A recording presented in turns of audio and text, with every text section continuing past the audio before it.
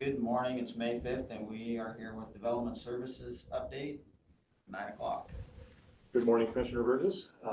Yes, we're here for our weekly upgrade, Grant County Development Services. With me, I have Fire Marshal Nathan Poplowski, and I'm proud to introduce our new building official, Jerry Bassett. Morning, Jerry. Morning. Brought Jerry with us. Yeah, again, we're excited to have Jerry. Jerry's been with the department almost 19 years. Long time. Almost 19 years.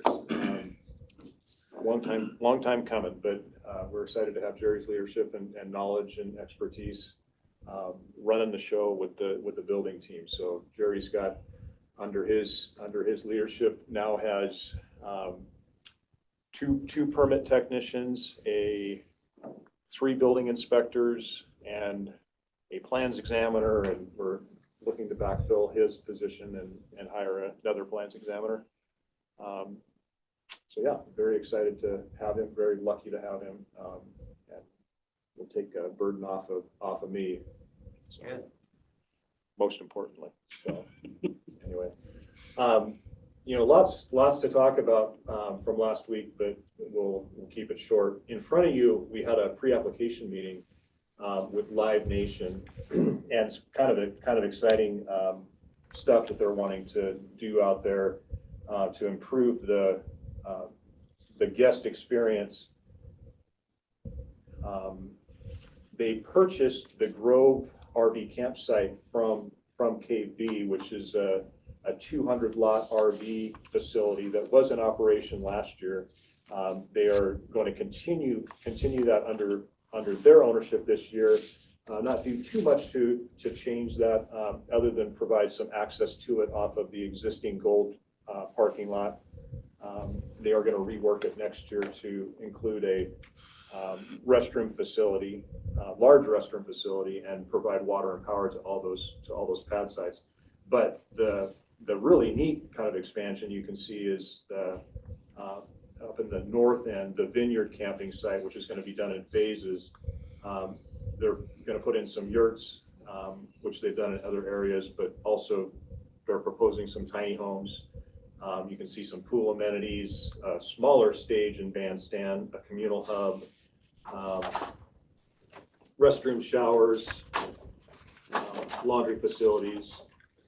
Good morning. Morning, Cindy. Okay, I thought we were supposed to be on the health district meeting. No. All right, it was on my calendar. Sorry, guys. Yeah, no worries. I'll be on the health district meeting.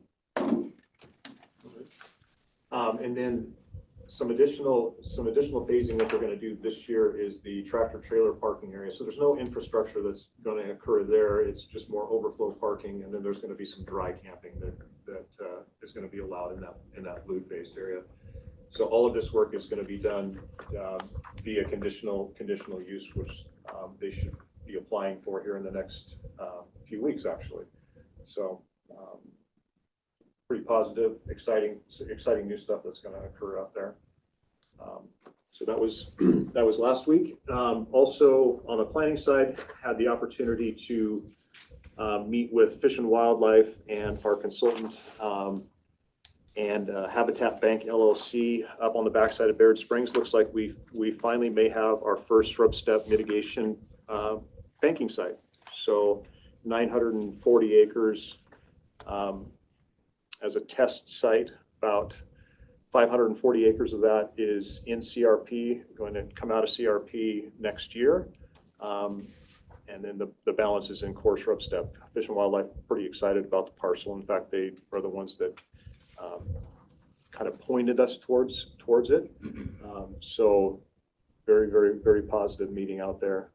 Walked it for a couple hours, and anyway, it's real positive. So that's really what I had. Did Fire Marshal have anything for the board this week? The only thing that I would add is as part of this update with the gorges and the master plan that they worked on in 2017-18 is that some of the long overdue fire stuff is going to start being incorporated in the stuff out there. So hydrants and fire line and things like that are long overdue are going to start coming to fruition there too. So that's pretty good news. That's right. Because currently they're using their ponds. Isn't that what their ponds are used for? They do have some, yeah, stuff like that, but there's gonna actually be Okay. some Hydrants, storage okay. tanks and some lines and Well, some it's- hydrants and things like that coming Especially into with the play now. expansion. What about the camp? Will they be addressing the fire in the camp area? Yep, that's part of the phasing, part of the plan. Yep. Kind of where the most damage, I think, would be. Yeah, that'd be the scary part, having one motorhome start up on fire, and then Yep. the next thing you know, the neighboring motorhome's on fire, and so on. Yeah, that was addressed. They're gonna build out that infrastructure in phase one, and then phase two will be because the gully that separates the gold and then the upper campground has to be dealt with. So in phase one, to Nathan's point, all that fire infrastructure will be built out finally. And then in phase two, they'll get up to the upper campground. That's on the north end. On the north end, yeah, that's correct. I didn't realize it, but in studying for this pre-application, there's the small camping area that's under separate ownership that they have to, that'll be in phase two, and that they have to work with that owner as well to connect the fire protection systems between those two. So. I haven't been out there in years, so I probably need to go back out there and Yeah. another look, because I haven't been there in a while. Yeah, there's a lot going on out there for sure.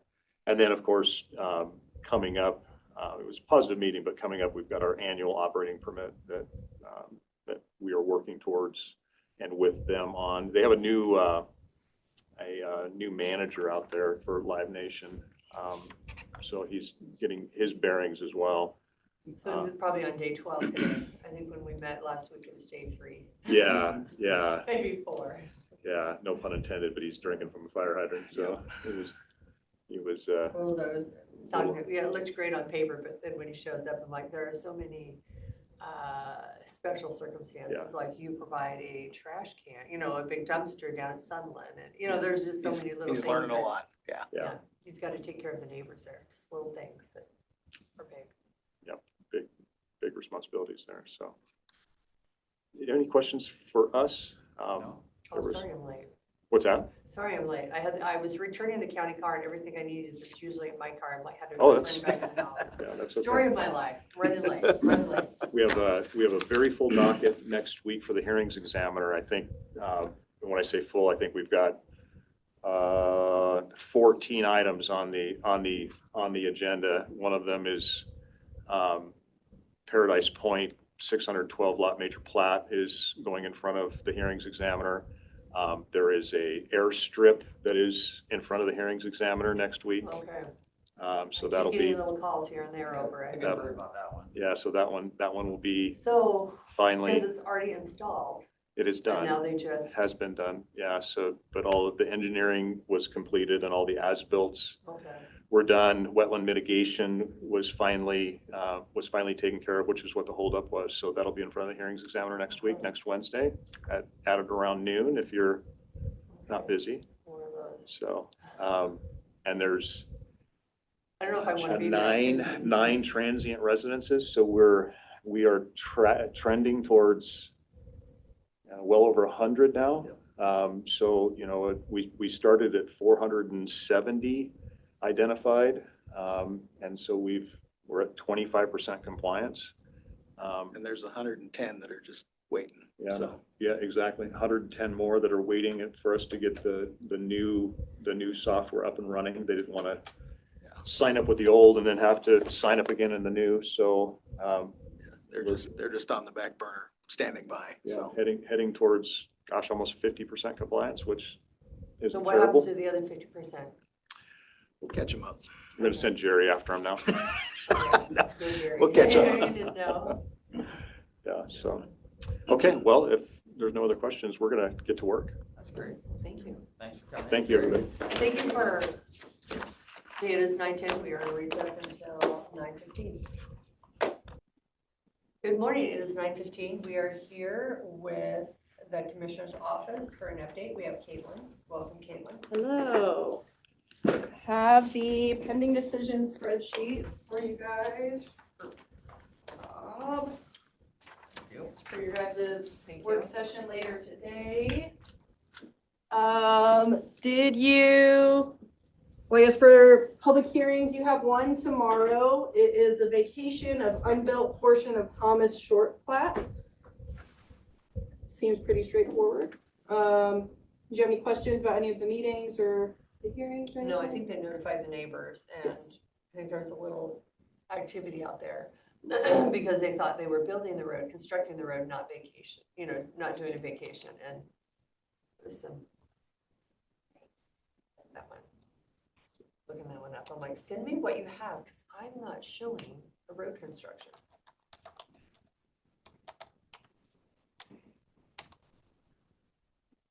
Problem diverted. Perfect. Oh, did you have any questions about any of the other meetings this week? I don't think there's any that are super out of the ordinary. I didn't see any of those. Perfect. Just Al's district one that was somehow on my first one on the calendar. But I thought was our county meeting. This Wednesday, you guys have the interviews with Washington Grow at Cave B. They asked if you guys could meet there at 1:45 instead of 1, but you should still be done around 2:30-ish is what they said. So should be relatively quick. It is on your guys' calendar for this week. And then last week I went to the MRSC Finance Boot Camp, which was really interesting. I learned a lot of what accounting does, and it was very helpful for me just in the office doing invoicing and payroll and budgets and stuff. It was really nice for me to hear a little bit more about what accounting does on the other side of things. They have another one that is a one-day course that is just about budget. They had it earlier this year. I think they're talking about having another one later this year, but we can register for free with WCRG. They have scholarships. So like I went to this finance boot camp, the registration was free because I got the scholarship from WCRG. But the one big thing that they touched on, I talked to Blair about it a little bit, and he is already working on it, but MRSC did discuss having trainings for fraud prevention, just recognizing the signs of fraud and how a person might act if they're committing fraud. That is something I don't remember doing when I first started, but Blair had said that he is working on something like that, just having people that are actively handling money or somebody like in my position that's doing accounts payable and payroll and stuff, just having an awareness training with that. So that should be coming So you sometime. felt like the finance boot camp was well worth it? I did, yeah. It was Okay. really intensive. There's an optional course on Friday that I did not attend. It was Okay. about utility billing. And where was it at? It was in Moses Lake this Okay. time, but they tour around the state, so it was nice. I was just able to drive over and Right. attend that. But it was really good. The instructors were fantastic. I mean, they were really engaging. They definitely knew a lot about what they were talking about. I mean, it was crazy. It's kind of like, Barb, you ask Barb a question, she can just like whip it out of her brain. It was like that. I'd ask him something county-wise, and I mean, they would know the RCW or the WAC or whatever it was that dictated how. It was really cool. But they also are going to send over, I think this week, I think today is what they had said, but it might be later. They're going to send over all of the slides from the presentation, and they've hyperlinked the slides for information on the website. So that'll be really nice. If I have a question or something, I can just search in the slides and they've got the resources linked in there. So that's a really good, really cool thing to have. The next thing I have for you guys is, actually here, before we get to that, Barb had said that Grant County was wanting to be a member of South Grant County Chamber of Commerce. So I just brought it to us. I don't know. Okay. I think we agreed that we Yeah, I would move think we forward on already it. did. Yeah, so Okay. I dropped off a part, yes. Great, so it's $65 a year, easy peasy. I reached out to them about W-9 because we need that for giving them payment. The one thing I wanted to ask is they have a representative / contact. Did you want it to be like Barb and I as the I'm contact? gonna talk or- to the office just Okay. because I'm not gonna be here forever. So. Okay, perfect. And then, for signature of authorized representation, just want me to have Kevin sign it for, like he does with the invoices? Yep. Okay, perfect. I'll get this filled out and get that to him then. Okay, and then the last thing I have is the tourism master plan workshops. So Tom Beckwith with Beckwith Consulting Group is wanting to set up a series of workshops and open houses to discuss with the public and with some committees and you guys about the tourism master plan. So this is the tentative schedule. I printed it out for you guys just because I have some questions for the commissioners about how you would like to proceed. So Rob has been CC'd in all of these emails. I forgot that he wasn't going to be in today. So I'll probably bring this up again during one of the work sessions tomorrow.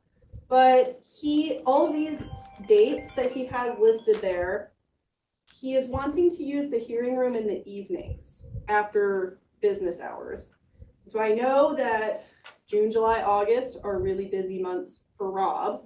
The last time that he had a workshop that was after hours, Rob was the one that stayed and was here with him. I feel like maybe I don't know if it's me or misunderstanding somewhere along the way.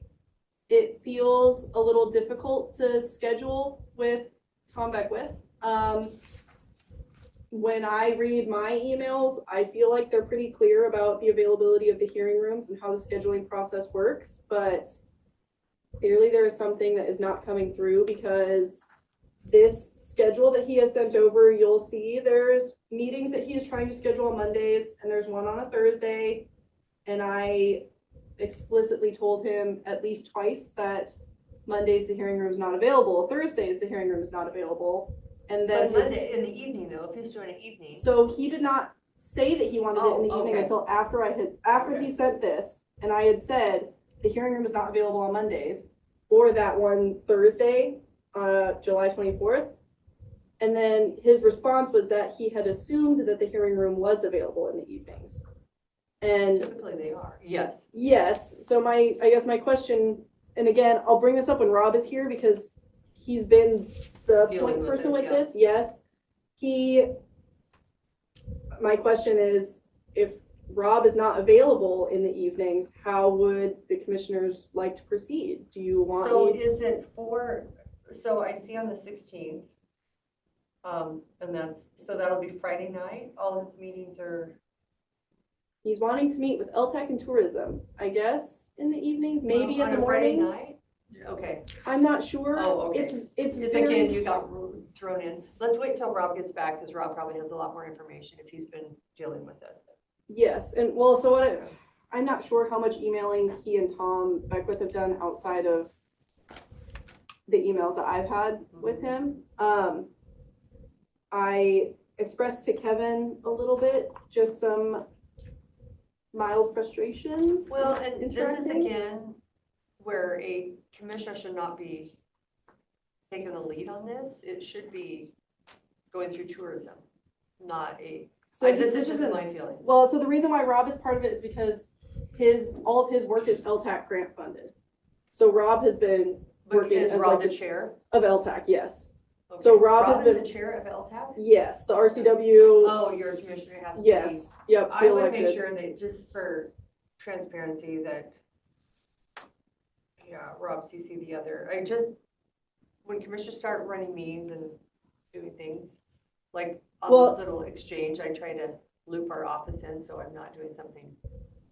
Well, yeah, so Wow. so Tom normally emails me, and then sometimes it feels like he just CCs Rob when I give him an answer that he's not a fan of. Oh, okay. Sometimes that's just sometimes how it comes across, and I'm not saying that that is what he's doing. I'm just saying that, like, for example, this scheduling, he had emailed me directly about scheduling the hearing room and had asked multiple times about Thursdays and Mondays. Again, he did not say at that time that he wanted it in the evening. He had just said he wanted Thursdays or Mondays or Fridays. And so my response was Fridays are the most flexible, or maybe Wednesdays or something like that. And then he only CC'd Rob when he sent over this tentative schedule. Well, I'm looking at the people on the LTAC, Right. and their Friday nights are their busy nights. That's when people are checking in. So I am surprised that they would want, I think he needs to talk to the board. And so I had told him that I could, well, first I said, do LTAC and tourism, are you wanting them to be at all of these? And he had said that he thought that LTAC and tourism were the contact people about the tourism master plan. So I don't know if maybe I'm confused, because I know I jumped into this after it was really set in motion. Brittany was really the one that, Yeah, wait, I would wait leading until this? Rob gets back, okay, and then just make sure you're including the LTAC and the tourism on these, because I'm looking at a Friday night. And if I owned a business and I had people checking in, mhm, and Goldie, isn't Goldie still in the, yeah, yep, that's gonna be I wouldn't want to have a Friday night meeting when it's my busy day. and I had told him that when it came to scheduling meetings, to let me know what times of the day he was looking for, what days of the week, that sort of thing, and it was very difficult to get any form of an answer. So because I did not want to go to tourism and LTAC and try to have 12 people send me all of their Well, and availabilities sometimes and stuff. get a couple of times, visit with Rob about it, get a couple times, and then you can do the Survey Monkey or some, then you can kind of have a pretty good idea of what days work. So we'll figure it out. Like you said, I'll bring it up again tomorrow when Rob is here. And Well, and we have different meetings too. If it's not in the hearing room, we definitely have meetings different. We have the hearing room down. the problem is when he's wanting like the public there, this is the best room for it Mhm. because it can fit the most Yeah. people. How many public do you have attend? We have not invited the public yet. Oh, okay. And he's wanting like the stakeholders that attended all of those workshops in March. Okay. He's wanting all of them to be invited also, which is a list of 40 entities that he's wanting invited. And this is just the best 40. place at the time. Oh. It's quite and not even half of them showed up to those Okay, because I workshops. thought you might want to do public works then in there. Right. Okay. It's quite an extensive thing, and I'll talk with Rob about it a little bit more. I have that invoice. I talked with Kevin about this a little bit. So he sent over his invoice for May. It's for $4,000, and the task, it's $2,220 for designing the resident survey, which it says 50%. And so I will be reaching out to him to get just a little more information about that, because I've not seen anything about that. I've not really heard anything about it beyond him saying that he was planning on doing it, which I had expressed this to Kevin a little bit. We talked about it earlier, just, paying for something that I'd personally like to at least see it, so, or you can email it to us, and at least we can see what he's putting out there. so Nice to know. more to come on that. Carrie.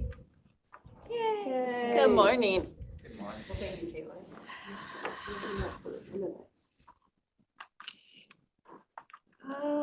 Let's see. Have you talked anything I about have the not. tourism yet? Okay. Nope, waiting for you. Do you want me to do that first so you can get going? Sure. Okay.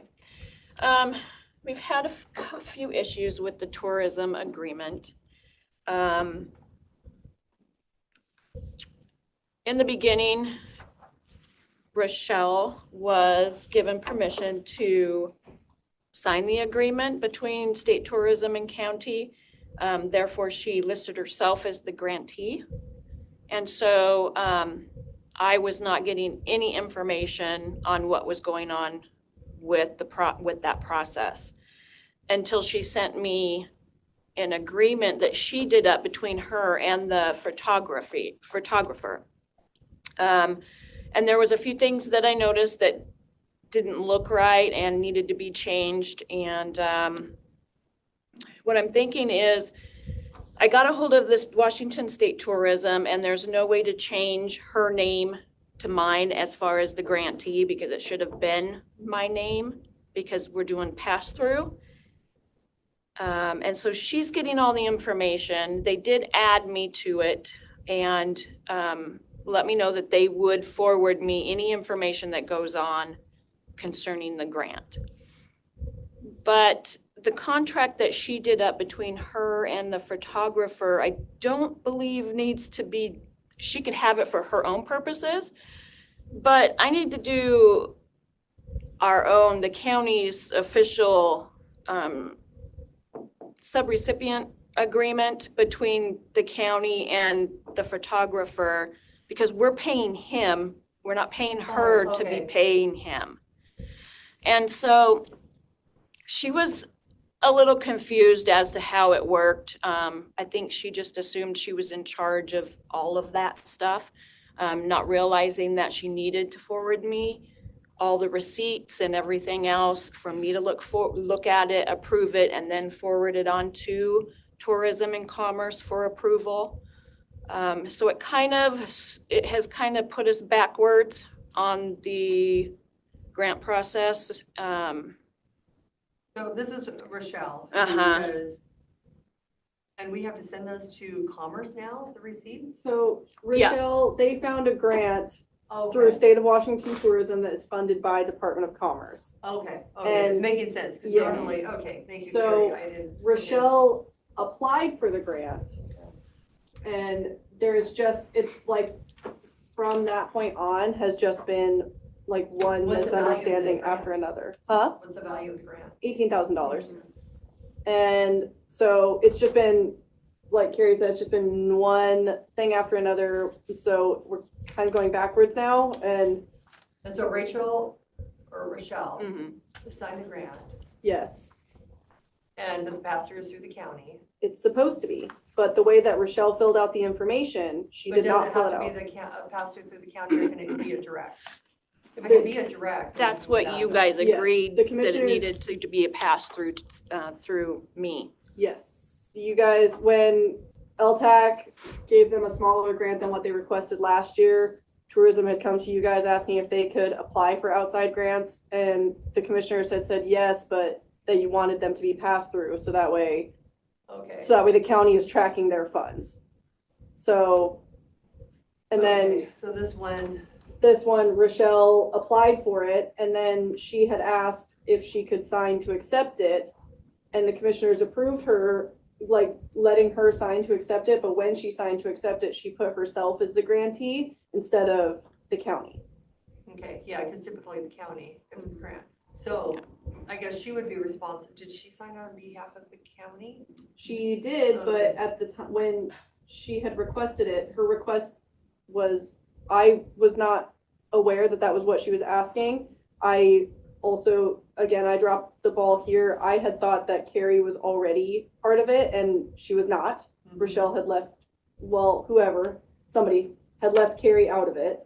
So we did not know until after she had already signed it, which, sidebar, we also later found out that she did sign to accept the grant before we ever got the request and put it on consent. Okay. So the commissioners approved it, and you approved her signing to accept it. But just so you are aware, she did sign to accept it and put herself as the grantee before it was on consent and before it was reviewed by legal. So we are working backwards now to, Well, I'm just wondering if we shouldn't have legal look at it, see what, is there anything we need to be concerned with, or? Well, that's what I'm wondering, if it's between her and Commerce, but if she was. Signing on behalf of the county. but when she filled out the grant, she put it as Grant County Tourism and not Grant County. So it's just, and Carrie, so legal has they looked at the contract, again, after she signed it, but they did look at it and they said it was okay. And that was before. Okay, you yeah, know, I when would we just put have to on get all the consent and paperwork. stuff. Carrie And- will know what she needs, so Yes. just have Rochelle or the photographer get the information Well, and to. She also changed the budget. And initially it was, what was it? 15,000 for photography and 3,000 for what, combinations? Advertisement or something like something. that. And then somehow she got a hold of the state tourism person and they said, yes, she could change the And budget she should and have never an email. told Okay. me, and let me know that this is what she was doing. And so when she sent me her agreement between her and the photographer, I noticed the budget line items had changed and I questioned her about it. And she said, oh, well, so-and-so told me I could do that. Just ask her that email so you can put it in Mhm. your, And I said, okay, these things need to come through me. Everything has to come through me. And so once I got a hold of the new tourism person that we have now, she said, just adjust that line item, put it where it needs to be and send me the new one. And tourism, the state tourism was fine with the agreement that Rochelle put together between her and the photographer. But we're not, because the county's not paying her to pay the photographer, we're paying him directly is my assumption. And yeah. with any other grant, we'd always do a subrecipient agreement. Mhm.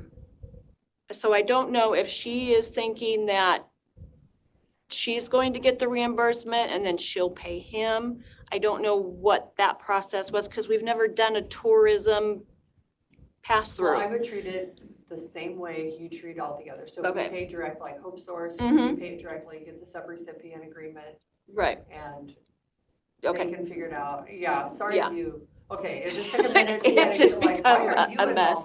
involved in it? But Yeah. okay, And then with the tourism meeting this Wednesday, we'll talk to Carrie a little bit. Commissioners are good with it. We'll just let them know that for future grants to send it to Carrie or to send to me to send to Carrie, and then she will apply for the grant for Grant County. So that way she is just from it, just ready, set, go, because we did not even hear about this grant until after Rochelle had already applied for it. And so, I mean, that ball was already rolling by the time we got there. But for the future ones, I mean, if Carrie applies for it, she can just be there right from the start, and we hopefully will not have another Okay, situation like this. all right. Sorry, Carrie. Oh, that's okay. okay. It was like, this is going backwards. What's wrong here? No, it's all good, Clean up. At least we're doing the cleanup. right? Okay, I'm gonna run away now, or you Okay. finish your update. All right. For the ARPA admin funding, that did get transferred Yes, I to, saw that. We're looking good. so we are good there. The sheriff's office, their funding, ARPA funding for what used to be Sublocade, it's now a different name. I can't remember what it's called, but it's kind of like, acetaminophen and Tylenol. It's just an off-brand for that medication for the jail. They have received their monies. I'm still waiting for a revenue code for the coroner so that we can get that money transferred. The ARPA first quarter for 2025 was submitted last week, actually, the week before I left. And we expended just a little over 1 million in the last 3 months. And we still have about 7 million left to go. For SIP, we are at, as of March, our SIP available balance is at 160,000. The last set of applications, which had the City of Moses Lake on it, we put on hold because we didn't have the funding. Okay, typically, I think we like to have $100,000 Mhm. in there. Yeah. And we usually wait until we have like 400 or 500. Mm-hmm. But I feel like they keep just running that They- account down, and they need to just stop They, and let them know. I just keep getting, Brant does, his application process, whatever they do at EDC, and then he forwards me their recommendations still. But I have been staying in touch with him, letting him know each month where we're at because the funding is so low. At one point, he was under the assumption that January, February were bigger months for funding as far as what the county is receiving. And it's not just that, sales- it's just it's hard to sales tax, so you say. never know. So the EDC had applications due April 21st. I haven't received anything yet as far as who applied or what the recommendations for EDC are, but I did let Brant know where we're at as far as funding amount, so he is aware that he's gotta keep an eye on that, and there may not be any funding. Okay, so we're okay with the 160,000. Mhm. Nobody has requested that balance until this cutoff on April 21st comes through, correct? Okay, Yeah. so we don't, and that's what I don't. Well, like. we have Moses Lake, And City how of much is Moses that? Lake, 375, Okay, so we do have. but we had to put them on hold. So we have more, and they approved it, the city of Moses They Lake? approved that one, yes. Okay, so this is where we get into trouble. They Mhm. start approving things and we get backlogged. So we need to actually Mhm. just tell Brant, we're not accepting any more applications until we get the city We of get Moses Lake. some- So we will need, yeah, if it's, let's like, yeah, because otherwise people are waiting Mm-hmm, and we're overcommitted. And if Mhm. something happens and we still owe that amount because it's been, well, I guess if the commissioners haven't signed it, but right, it just yeah. doesn't make it look good for us when they've been approved and they're waiting for the county. Mm-hmm. So my feelings, I would tell Brant, until we build that up. Yeah. We're not granting any more money than what we have in the account. Okay. And right now, we're in a negative then. If the Moses Lake, what was the Moses Lake for? I'm thinking it was part of a roundabout somewhere. Is that for up on Yonezawa, I think so, yeah. 17 and Yonezawa? Mm-hmm, yeah. And then there was another one. Shoot, we should be doing our roundabout for the jail out of it. We should be applying for it. Right. Really? Why not? No, I'm serious. We should be. If we can get it, why not?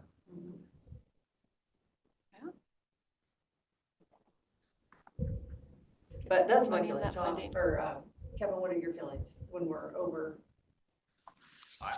I'm with you, I don't, Okay. we should- Yeah, So if you don't there's- mind just sending Brant, just Yeah, tell him I will not to forward definitely those do that. applications because Yeah. we don't have money. in the I don't know if funds. it's just his process, you know. Well, we even- used to do it quarterly.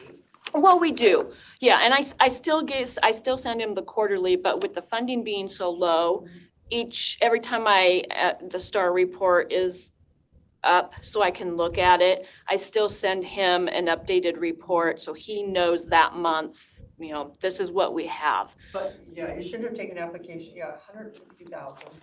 Yeah. Went to 300, and we like to have $100,000 Mm-hmm, balance just in case there's an Exactly. emergent issue because Yeah. we've been there when we had to have an Mhm. emergency. When do these funds come in? It's sales tax, so we get a little. bit yeah, every month. so So it's we just get like a the little bit sales each tax. month. If we sell Mhm. something like an airplane, it's great, they get a portion Yeah. of it. but it hasn't been much the last, well, But what do we get, 1.2 million in that? So, and we have halted it for just a little bit, just to catch up, or if we're not quite sure on Mm-hmm. the accounting aspect, because some of it is loan, but they don't do loans anymore. there has not been So that's any our problem. loans since They're I all grants. started. We can, even though we get the request for like the city of Moses Lake, Mhm. we can do a 0% loan, like for half of it, but we used to do half and half. And Yeah, they've I've seen gotten- some of they've those. gotten out of it. Mhm. We probably, especially with Quincy, Yeah. where they have the revenue source to Well, yeah. get back. We Mhm. should be, Yeah, since, I think I've closed They really out helped us play a while. 3 loans since I started, and we have 1 that's left, and they'll pay the last on that this year. And there's no other loans out there. we should be. But I know 2024, there was a lot of SIP projects that We had a was, yeah, it was a lot, so. We need to get that account back up. And some of those, you know, they sometimes don't even start. She's looking at herself in the mirror. Yeah, it's I wasn't sure if you were looking at your reflection. I was. Fixing them up. Okay, So Patriot Fund, the Patriot Church funding for ARPA. Cindy, I don't know if you had heard that the, what's his name? Joseph Moriarty with the other, who it was requested, they Yeah, transferred it that- from, Jacob's Well or whatever, yeah. So we were able to transfer the funding to the Patriot Church of Spokane Valley, who has a business, in Moses, for the same amount. The Friday before I left, I got an email from Treasury stating that if we were not going to add increased cost to that amount, then we would not be able to transfer the award from Jacob's Well to the Patriot Church. so can we just do So $500 or something? that's what I was going to do, because we do have a couple other funding awards that they didn't use the entire amount. Okay. And I can move it from there and add it to that. So you'll probably see an amendment to that agreement with Patriot Church coming through. I'll work on that this week and get that done. But Mr. Moriarty sent me an email while I was gone last week about the funding he was awarded, but there was never a agreement signed with him because he could never get his nonprofit That was the established, yeah. So he did send me an email wanting to know if he would be reimbursed for the funding, the monies that he spent on his projects, and he's not going to be eligible for it because there was never a contract signed with him. So if any of that comes up anywhere, because I know there's a lot going on with the homeless housing and the sleep center and all of that. So, and he is part of the Patriot Church. He will be the one, the main one, I believe, transporting persons to detoxes and inpatients and stuff for that grant with the church. But I'll let him know. I'll send him an email today and let him know that I'm not going to be able to do that. He was awarded the funding, but there was never an agreement signed. So, but that is all I have. Any questions? No. Anybody want to answer my 65 emails I got while I was out? I should have stayed on that Alaskan boat. Oh, thank you, Carrie. Thank you, Gary. It is Yeah. 9:49, we are transitioning from our Commissioner's Office update to our accounting update. Good morning, Mandy. Morning. Tired today. I don't have much for you. Just want to let you guys know we did get that 1.1 million transferred, so you should see that in next month's update for the Employee Growth and Development Fund Okay. to 105. And at the end of 2025, when we do the annual report, 105 will roll into current expense. We also got the $10,000 transfer drafted, where we have to post it still, but it will definitely be in next month's report for the Mutual of Omaha, for covering the expenses related to the audit. Small attractive assets, we're waiting on one clarification, clean up one area, and then that will be totally done as well. And that's the policy. Not the policy, the actual inventory. Okay. So the policy has not been, Okay, I just want to make sure. Okay, yeah. small and attractive assets inventory. And then we are in Tyler this week. I am in payroll today, helping them out, and then have John here, or via Teams with John, Tuesday, Wednesday, Thursday. We have successfully imported 2023 into Tyler, so that little glitch that was happening that kept us from closing it out was fixed, and it's now closed out and in Tyler. Yes. Yes. So we're super happy about that, and we should be getting 2024 in there this week. Hopefully it won't, since we've successfully done it with one, it should be easier to do it. How long does that transfer take to put in? You guys put it, how many hours a week do you put in with Tyler? On a week like this week, 24 to 30. Okay, so it's really hard to do your regular job when you have Tyler. Yeah. Yeah, and this week I have Tyler Monday, Tuesday, Wednesday, Thursday. Yeah, so, but still try to get other stuff done too, as much as we can. Yeah, and I don't think there was really anything else pending that I can think of.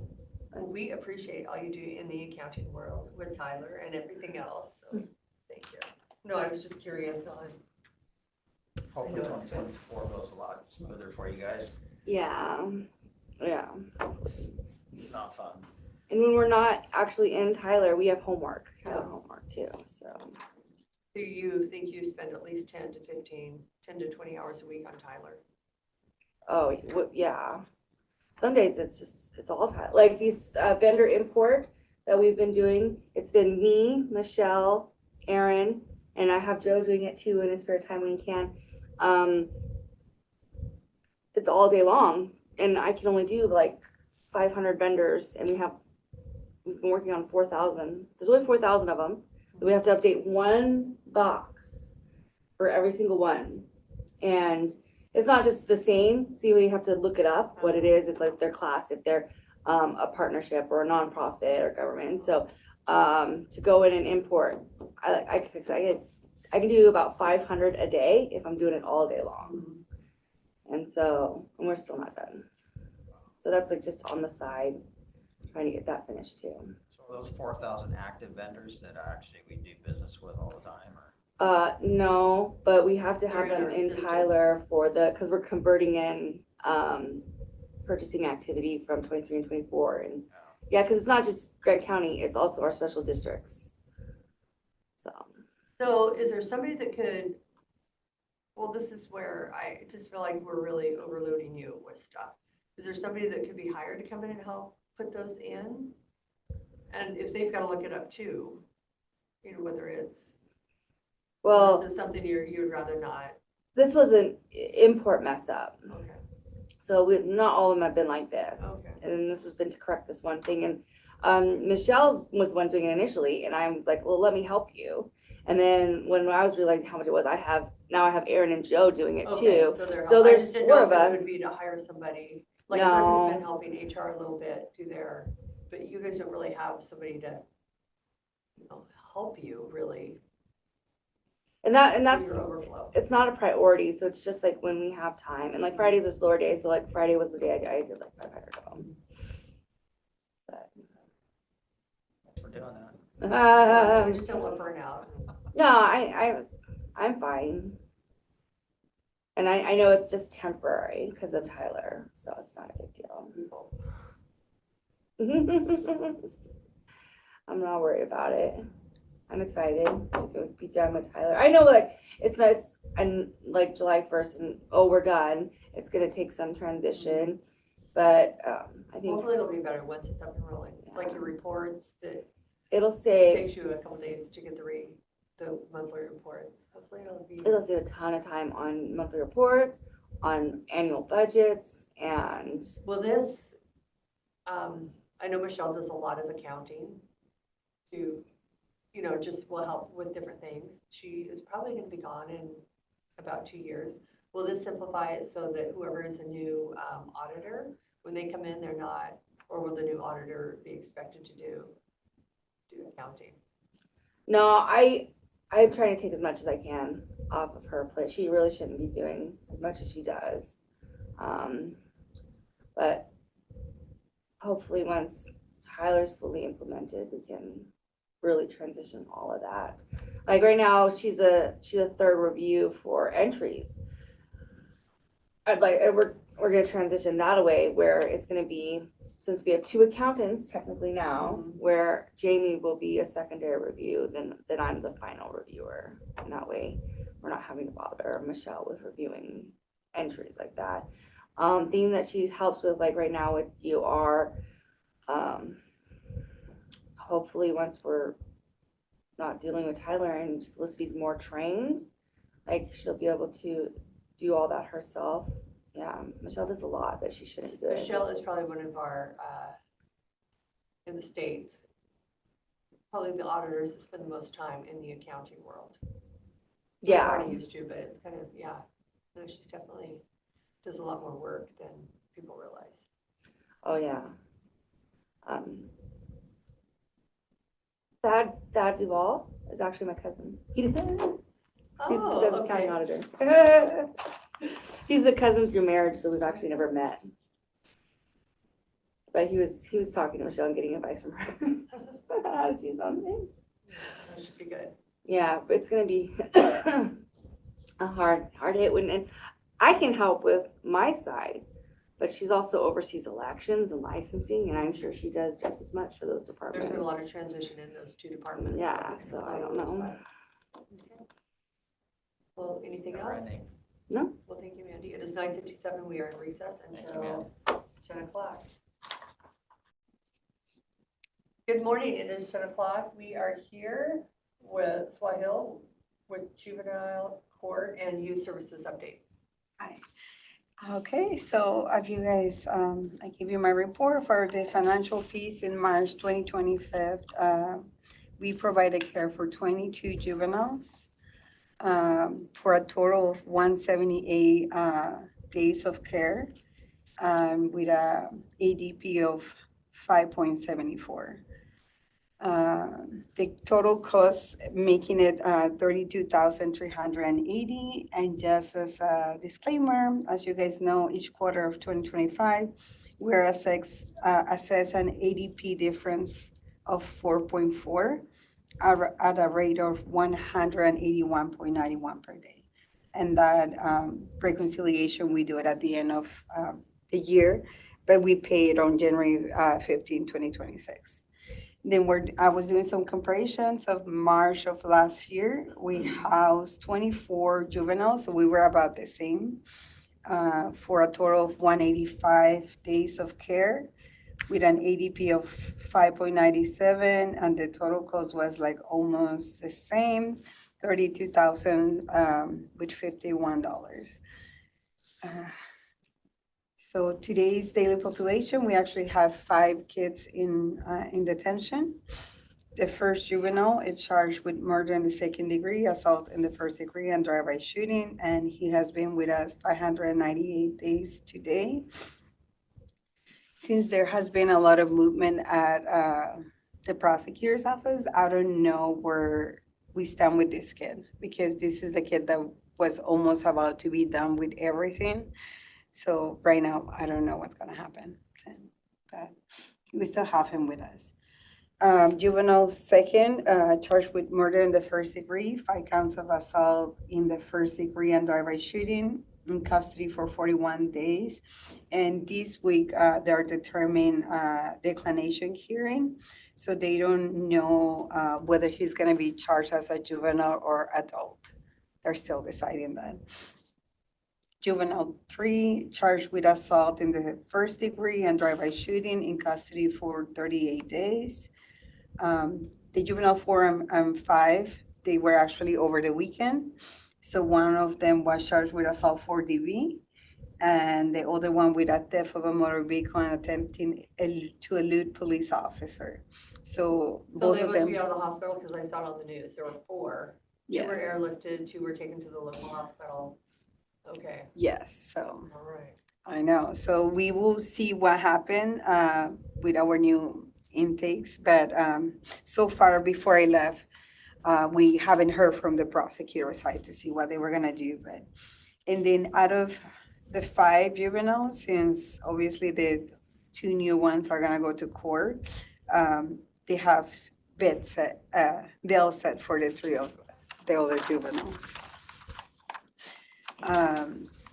As in right now, we have for May so far 4 intakes, and for the month of April we had 16 intakes so far. You guys can tell the business hours and after hours chart. Most of our intakes are after hours. Last month was 14 out of 16, and also so far, all of our intakes have been after hours for this month. For the offender diversion unit, we have right now 195 cases, 102 which fall under the category of diversion. Truancy as of May 2nd, we have 144 active petitions, 61 stays, 65 safe file, 23 stay lifted, 20 contempt of course, and 184 dismissed cases. And with the dependency unit, we have 162 cases. Among those ones, 104 assigned to staff and 50 to volunteers. And 8 cases are actively monitored because these kids have attorneys that represent them. With Chelan, I still do my bi-weekly meeting with them to address any emergent issues. I know that later on this month, just as a reminder, that we are gonna be accepting all charges because of the fair, county fair. So we're gonna be a bit busy, but it's good. So we will see what happens, but we will be accepting all charges, not just major charges for us. And just in administration, I don't know if you guys were, like I mentioned before, what happened at the end of the final budget, they did cut the BECA funding from 7 million. They actually proposed to give us 2 million. So they cut 5 million, but that it's for all the state or the state of Washington. So as we all know, even though we want to do a good formula to establish who's going to get the money, most of the money will probably go to bigger counties like King County and, the west side.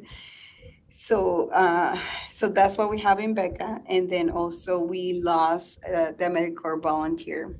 We had it for already like 3 years. And since they lost the funding immediately, she is no longer with us. And that was a really good asset that we had. And I know that, she's still actually going to be volunteering on our other side. But that was a big loss for us too, since they give us a little funding for swag or things like that to give out. And just so you guys know, as of last Wednesday, our office has officially relocated to the Wheeler Road. So we're right there by District Court. I don't know How if is you, that going? was that? How is it going? So far, so good. I mean, we got it done and we were able to do it. So, Okay. yeah, so any questions for me? No, but thank you for that move. I know you were sacrificing part of the building that you've had forever. People have been after that portion. So we get a little bit and then we take a lot. So sorry about that. But anyway, thank you for graciously. Oh, no. I mean, like I say, I think we did it. We did it. And the only thing that I will have to say is that, like I say, it felt very rushed at the end, but we had to do what we had to do. So we were okay with that. We appreciate that. Thank We you. had a position, but then we lost our core navigator. So we're pretty much Yeah. back to square one, but Now, hopefully that, we get 2 other people in there, hopefully, two, from the other side of it. oh, yeah, the VA vet, or Vietnam vets. We'll see. Yeah, so I don't know if we have any time to maybe go to closed session, since I wanted to give you an update as to what's happening with the, Yeah, executive session? Executive Yes, we do. session, We have yes. until 10:15, so we've got Okay. 7 minutes.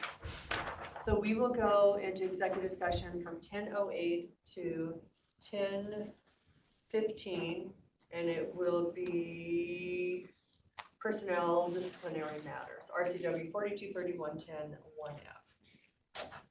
Okay, it's 10:15. We are out of executive session.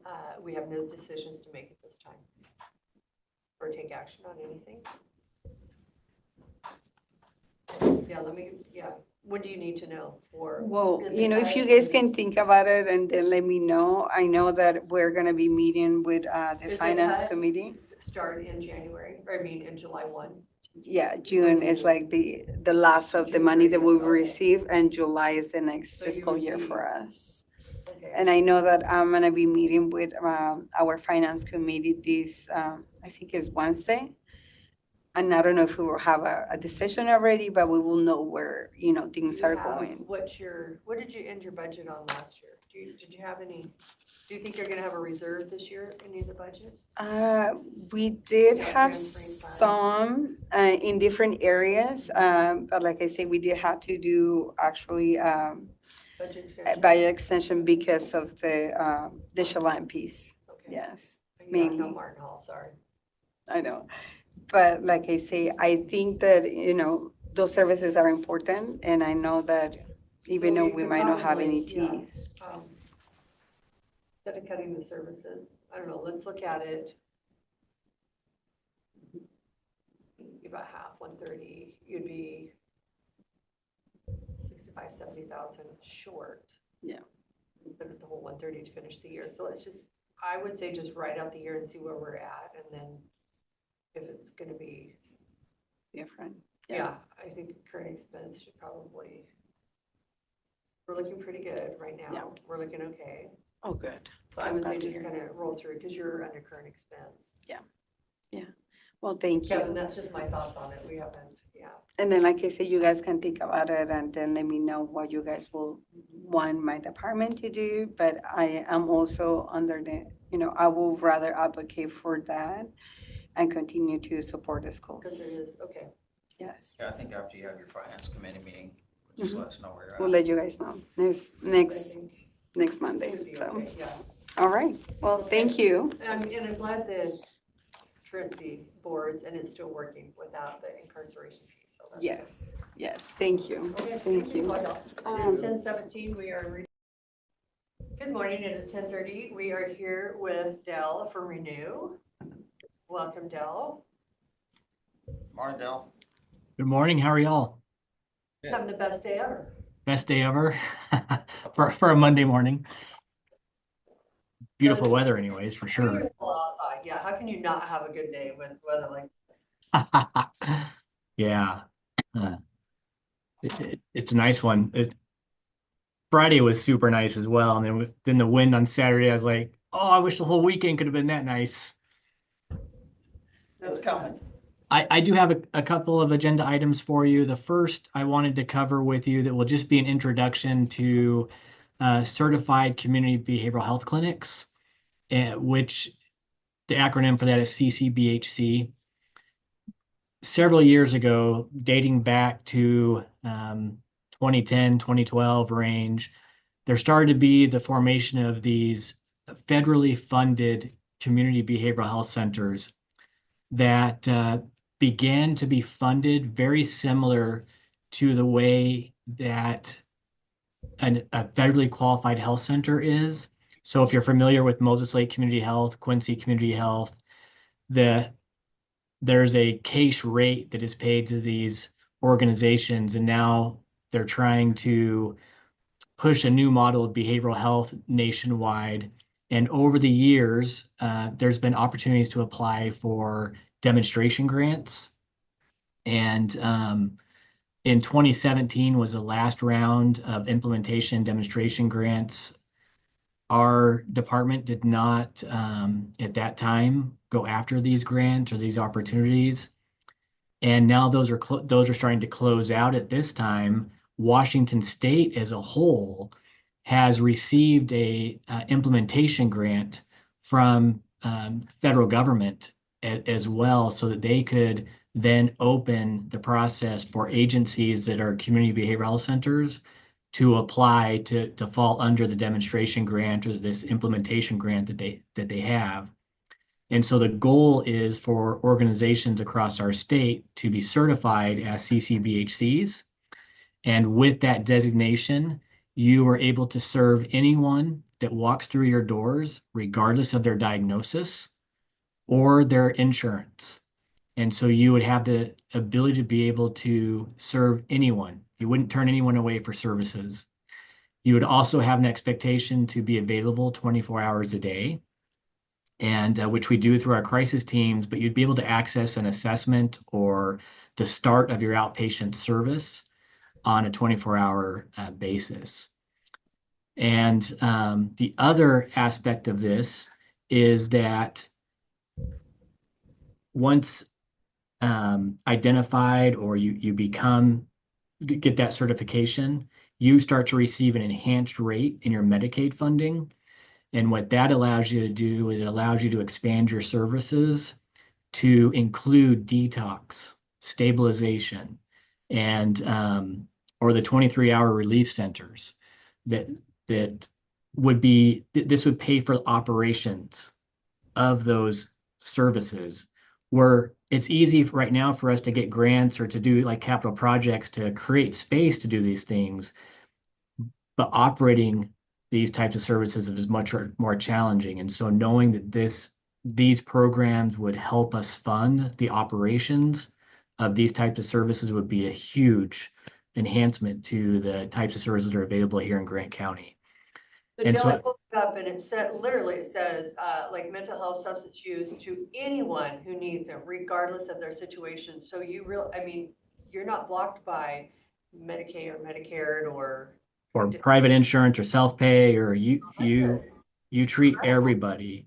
Yeah. And this is the model of the future for behavioral health. And so I just wanted to let you know that we are working with the state, and we are on a committee that's focused on a community needs assessment and a cost report, because our intention is to apply to be a part of this demonstration grant so that we can be certified as a CCBHC here in Washington State and serving Grant County. And that would be the needs assessment that we're doing is due in July, along with the cost report. So we've got a committee internally that is helping us develop that with our director of finance as well on the cost report. The intention of this cost report is to really build in the types of services that we're going to need and include the operations of having a stabilization center and detox, so that we can help with the operational costs of that. So there's also full-time employees that are needed. In addition, you're required to have a medical director. You're required to have a data analyst as well. And so those will all be built into this cost structure.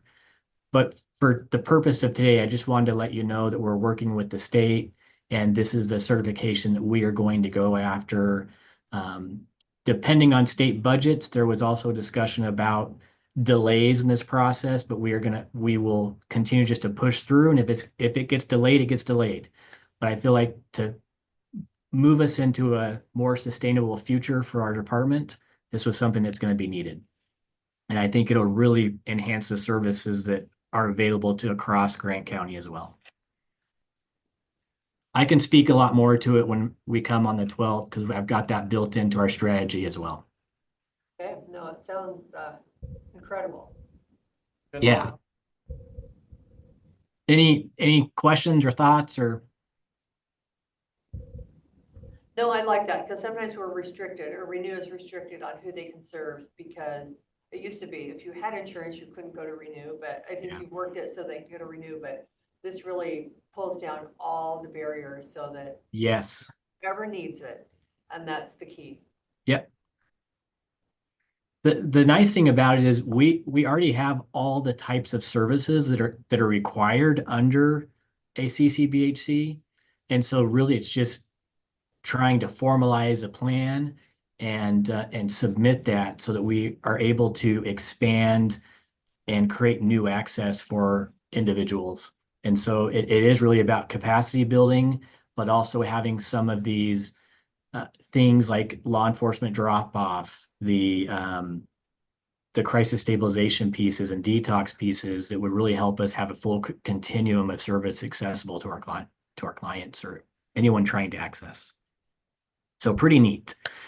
And it's a big project though. So we do have a committee that's focused on this and is working towards that. The community needs assessment, like I said, will be due in July, and cost reporting is also due around that same time period.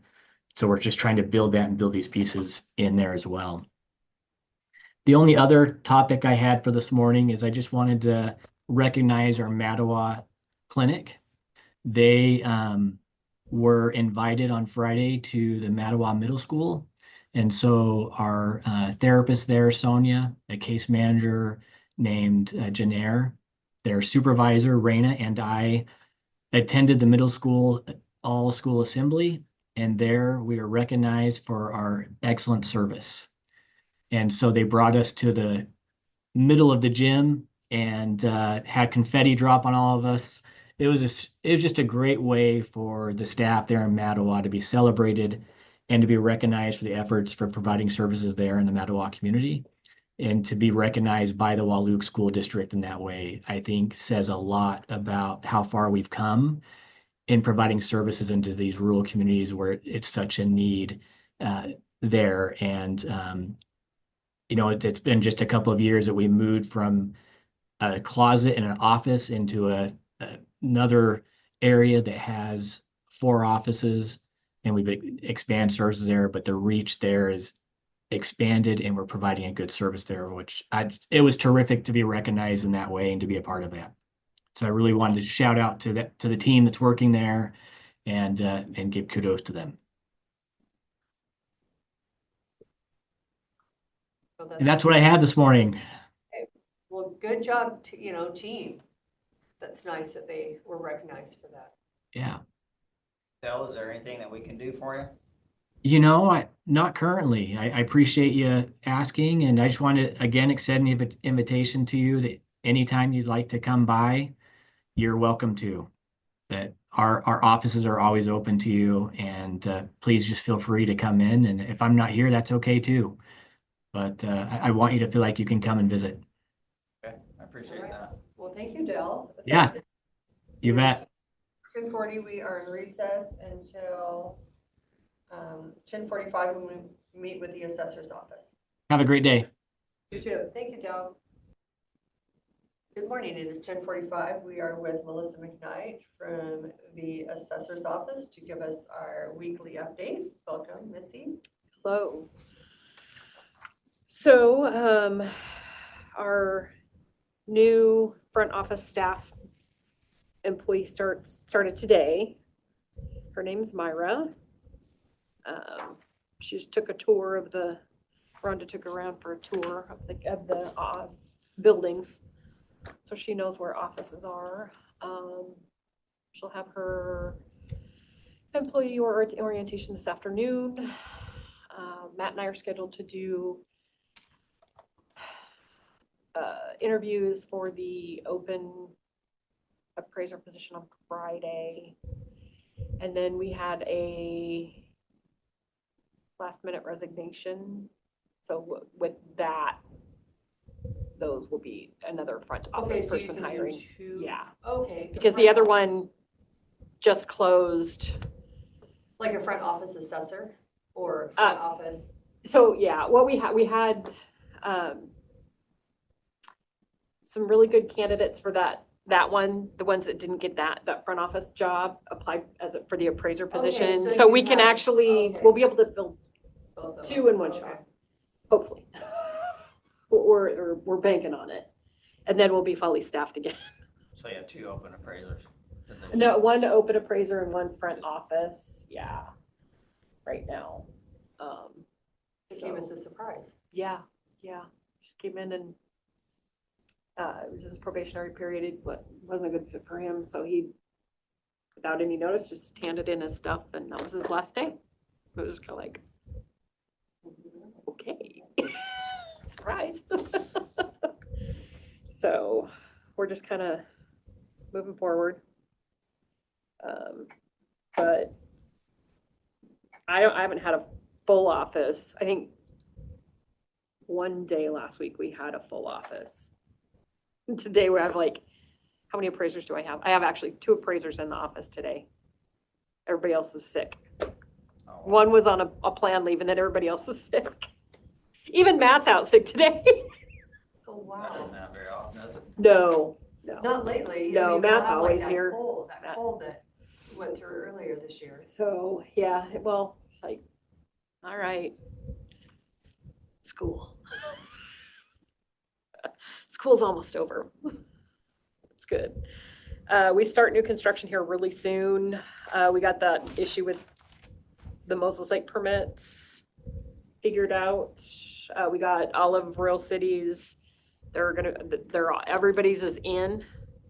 So Gonna we're, watch out Royals, okay. yeah, everybody that has sent them, they're in and they're ready to go. So they'll be starting that. What was up very with soon. the new construction in Moses? So we had been having some problems with them getting them to us. So now we go in and get them. Okay, But the person who was tasked to do that prior to retirement just quit doing it, unbeknownst to anybody. So we figured it out, and 2 people got on it and they got it all cut up. So there won't be anything missed.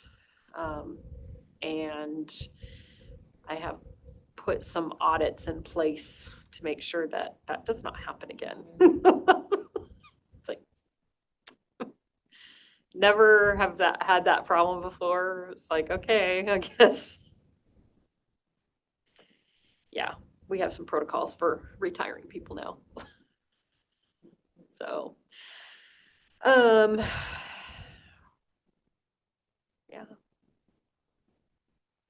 It's Monday. Last week was a week of Mondays. And today is a Monday. But just end of April with the personal property returns was crazy. Things are still coming in at a high rate, but it should slow down within the next 2 well, it weeks. sounded like you were able to fix some of the appeals before they're going to hearing or some Yeah. of the concerns. Yeah, Thank oh you. yeah, oh yeah. Yeah, Always does a really good job. it's like, if they're manifest errors, we do fix them. If we can't, and it's like you didn't appeal, there have been a couple where there was nothing we could do. We highly tell them to make sure that they contact us or file an appeal now before July 1st. But within that 30 days is important. And last cycle, we gave them 45 days, so that was a printer error. We just ate it, But it so. worked, but it worked. Yeah, it worked, yeah. So, no, we want to be right. We want good data. Bad data doesn't do anybody any good, so. Yeah. That's all I got. We're just keep on keeping on. Working on some issues and currently fighting with my field module people. Yeah. Well, keep fighting because Oh, anybody can get we resolved. are, and I want to see some free stuff for the taxpayers on this one. Because they're like, oh, we need 3 more months. It's like, we were supposed to have this last year. So we haven't paid maintenance on it, but also we paid for it, so I want it like yesterday. So You always get the fun software stuff. Lucky you. But I've always got refunds Yeah, for the you know, county. yeah, you're funny, but you just always have the. And then they're like, no more refunds because we, but no, yeah. It's like, no, that wasn't the contract. So luckily it's not just me, it's another county also. So we have a little bit more power behind what we're doing. A consolidated response to that. Yeah. They should So- get they should get a daily charge. If they're not performing, they should percentage back. I have threatened to give them a bill that it costs us in work. It's like, oh, I can start billing you guys. Yeah. Yeah, I don't think you want to do that, but we will. So, yeah. No, the vice president, the new vice president is engaged, has been very responsive. Yeah. The other one kind of, I don't know what happened. He just He kind was of, scared off. You scared him off. he faded it away. And then the new guy, he's getting up to speed. So I'm sure I'll meet him at the assessor conference that's coming up. So, yeah. I don't have anything. Do you have anything for Nancy? That's All right. Well, If you do, just give me a call or email me. walk across the aisle. Yeah. Head on down the hall. Well, it's 10:53. We are in recess until 11 o'clock when we have the auditors update. Right on time. Good afternoon. It is 11 o'clock, or good morning. It is 11 o'clock. We will be canceling the auditor's office update with Michelle Jaderline. So it is canceled. We will be back in recess at 11:15 with the fairgrounds update. Morning, Jim. Good morning. It is 10:15. We are with Jim McKiernan for the weekly fairgrounds update. Welcome, I Jim. don't have a lot today, but oops, there it goes. I froze there for a second. I do need a haircut though. I can tell that just by looking at myself in the camera. We're struggling to get seasonals still. We have, as of Friday, we had no applicants for the outside position. We have 2 interviews for the inside positions, which we have 2 inside and 4 outside, which is a reduction of 2 on the outside crew. We had 6 last year. We are struggling to get any applicants for the outside positions. We interviewed a person this morning who we are working to extend an offer to for the office starting next Tuesday. It's a return of somebody we've had in the past. And then we have another interview on tomorrow for a new person for the office. And so, the benefit of that is we're saving a little bit of money from our temporary help budget, which is always a good thing. But we are struggling. We really need some outside people now because now I'm dipping into overtime a little bit for the crew that we have. Daniel has been, and Krista both have been great to work with. Daniel is posting at Big Bend Community College to see if we can generate some interest now as colleges are getting out for the season. But we still do have that request to raise the rate into you, and I think he was going to bring that up in his HR update again to raise it $1. Let's see, we had the cutting horse this Jim, was that the outside or the inside? outside. Outside, okay. We had the cutting horse this last weekend, a quarter horse. I heard from the cutting horse. I have not heard from the quarter horse people. It went phenomenal. Their numbers were up, and they expect their fall show, which is in September, to be huge. And it's mainly because the footing was great. They love the stalls. They love our crew. So we posted feedback QR codes throughout the facility about 2 months ago, and we're starting to get some feedback. And so I'll summarize some of that and share it with you in a future update. Basically, you go up to this sign that has our QR code on it, you scan it, and then it takes you to a form in SurveyMonkey to do a quick survey of customer service and stuff like that.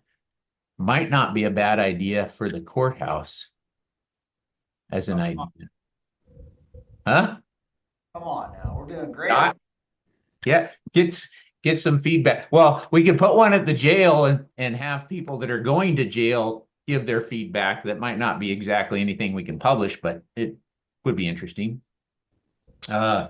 Anyway, it's given us some stuff. Shayla's been working on that with Rebecca, but Shayla put together the surveys. We went over them and then posted those QR codes. So multiple locations throughout our rental buildings, you can scan the QR code and give us a survey back, which is kind of cool. The lighting project is going well. The posts are in. The ditching is nearly complete. I believe they're laying conduit this week. And they'll be setting the lights, I would assume by the end of the week. And so I kind of anticipate the lighting project will be done by the end of next week. So that piece will be good. And then I know Tom put out the fencing requirements again, because we had so many variables in what people wanted as far as thickness of posts. And I guess there was a lot of different things that, anyway, so Tom's putting that out again. Sponsorships are still going pretty good for fair. They're still lagging a little bit behind, but we're getting some responses from businesses we haven't seen in the past. And then we're getting some businesses that have been sponsors for years saying it's a really tough year for them. And so, we're conscious of that. Other than that, the camera project is nice. We actually had a theft over the weekend. We're not sure if it was Saturday night, so we're going through the cameras to try to figure out exactly what happened and where. One of the participants left an e-bike somewhere near the Ardell overnight without locks on it, and it disappeared. So we're going to see if we can find out. I haven't figured out how to get back and look at old footage yet, so I'm going to do that here pretty quick. And other than that, I attended the EDC banquet last week. It was kind of interesting to see Derek Sanderson, who's the WSDA director, listen to him he seemed to really be knowledgeable about Eastern Washington farming, which I thought was kind of cool, huh, Kevin? Yeah, it was good. Yeah. Department of Ag, or the Department of Ecology guy here in this area is why. So he's very knowledgeable about what's happening in our area. He's the director of WSDA though, right? Yeah, but he used to be, he wasn't the director, but he was Department of Ecology. I don't know if it was in the Yakima or the Spokane office, so. Oh, so he probably is from Eastern Washington, huh? Yeah. Yeah. That was good. It was good to sit and talk to, I got to see Corinne Isaac, which I hadn't seen her for a while, and Judy sat at our table too. Kevin was at our table. Lisa Carstetter was at our table, and Victor, so it was kind of good to just chat amongst ourselves. Other than that, that's really all I have right now. Okay.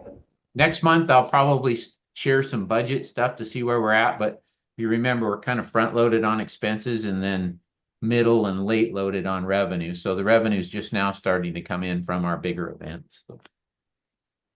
And that insurance bill always kills us in January. Yeah, you're not alone. Well, Yeah. it's actually due in December, so we just pay in January. Well, and the other piece that's going to kill us at the end of this year, we'll have to figure out how we're going to deal with it, is nobody budgeted for December's expenses for central services. So there was the central services expenses for December never got budgeted in 2025, because last year, remember, we were paying for all those expenses on top of our own expenses. And this year we're not, but it didn't get budgeted and I brought that up a couple of times to the accounting office, and so they're aware of that issue.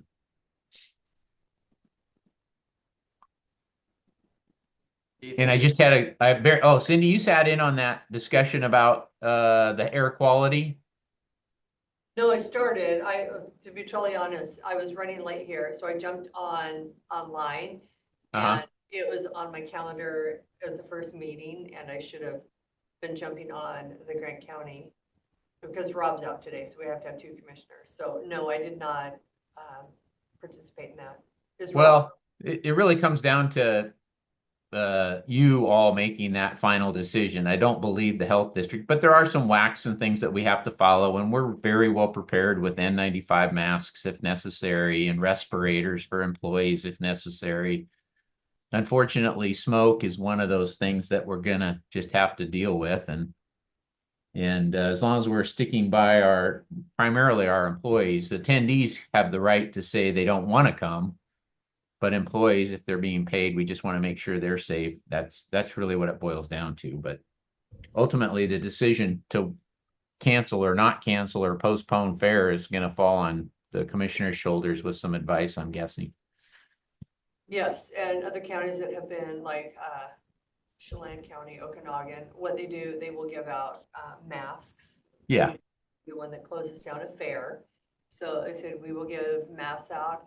People are fully aware of what's going on. And if we're, your employees, if they don't want to work in the smoke, they don't have to work in the smoke. So you just kind of have to move about accordingly. But Yep. And I'd be mostly concerned about the employees making sure that they're having to work outside because there's something that has to be done, that we provide PPE so that they're safe in that execution of their duties. But ultimately, if you're an attendee, it's personal choice if you want to attend the fair. yeah, and if you have asthma, you have an underlying health issue that the smoke is going to bother it, well, by all means, please take care of yourself or our employees. We will make accommodations for our employees. But they just felt like, and I kind of agree with them, it's really hard to start closing things down when they're going to make a personal, they're going to be outside anyway, either swimming or doing something. So why not go to the fair? Yeah. Give them the Yeah. opportunity. That's all I had. Any questions? No. Thanks, Jim, for all that you do.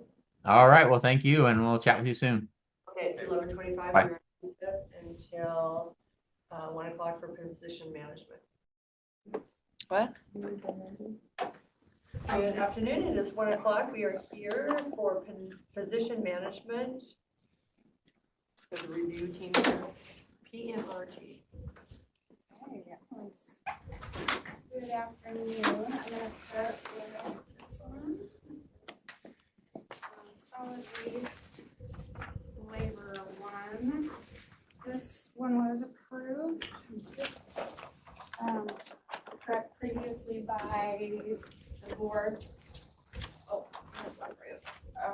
So this one was approved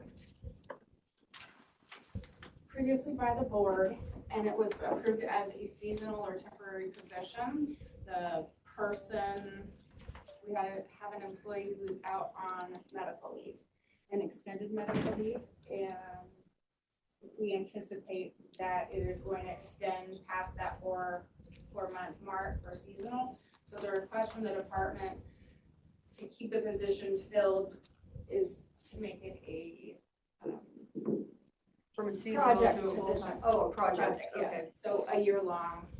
If the person comes back before that time, that position will end. But at this point, they would like to do a project position. So just be extending the timeline. Okay, so Kevin, are you okay moving this forward? Well, let's go through. Is that how you, okay, you'll go through that. We're gonna go through it, so. Thank you. Budget wise, I don't think it changes anything. No, it shouldn't. Okay. Felicity, any policy concerns, any HR concerns, all the paperwork is done and ready? Yeah, wasn't much. Okay, commissioners, now any insight or comments? Yeah, if we've been doing questions? this, it just makes sense to continue on. Kevin? Yeah, I agree. I mean, if it's in the budget, I Okay, think keep them working. perfect. Well, then tomorrow we'll bring it back in the HR meeting for a decision. Okay. And that was easy. Thanks for coming, Thanks, Jonathan. just wanted to share. Okay, next one. Well, that was an easy one. Sometimes they're not this easy. That was an easy one. Jonathan, you did such a good job getting all the information together. That's. Commissioner, I appreciate it. This one is fairgrounds. Sorry, catch all your. Oh, no, and hands are just so dry.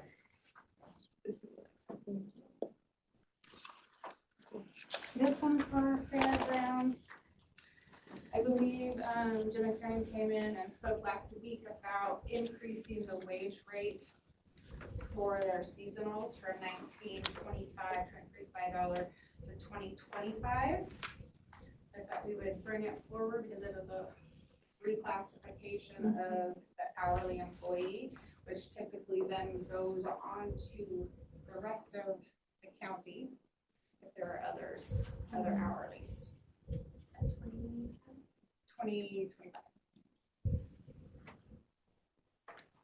Do we have any other hourlies that are under this 2025 wage rate?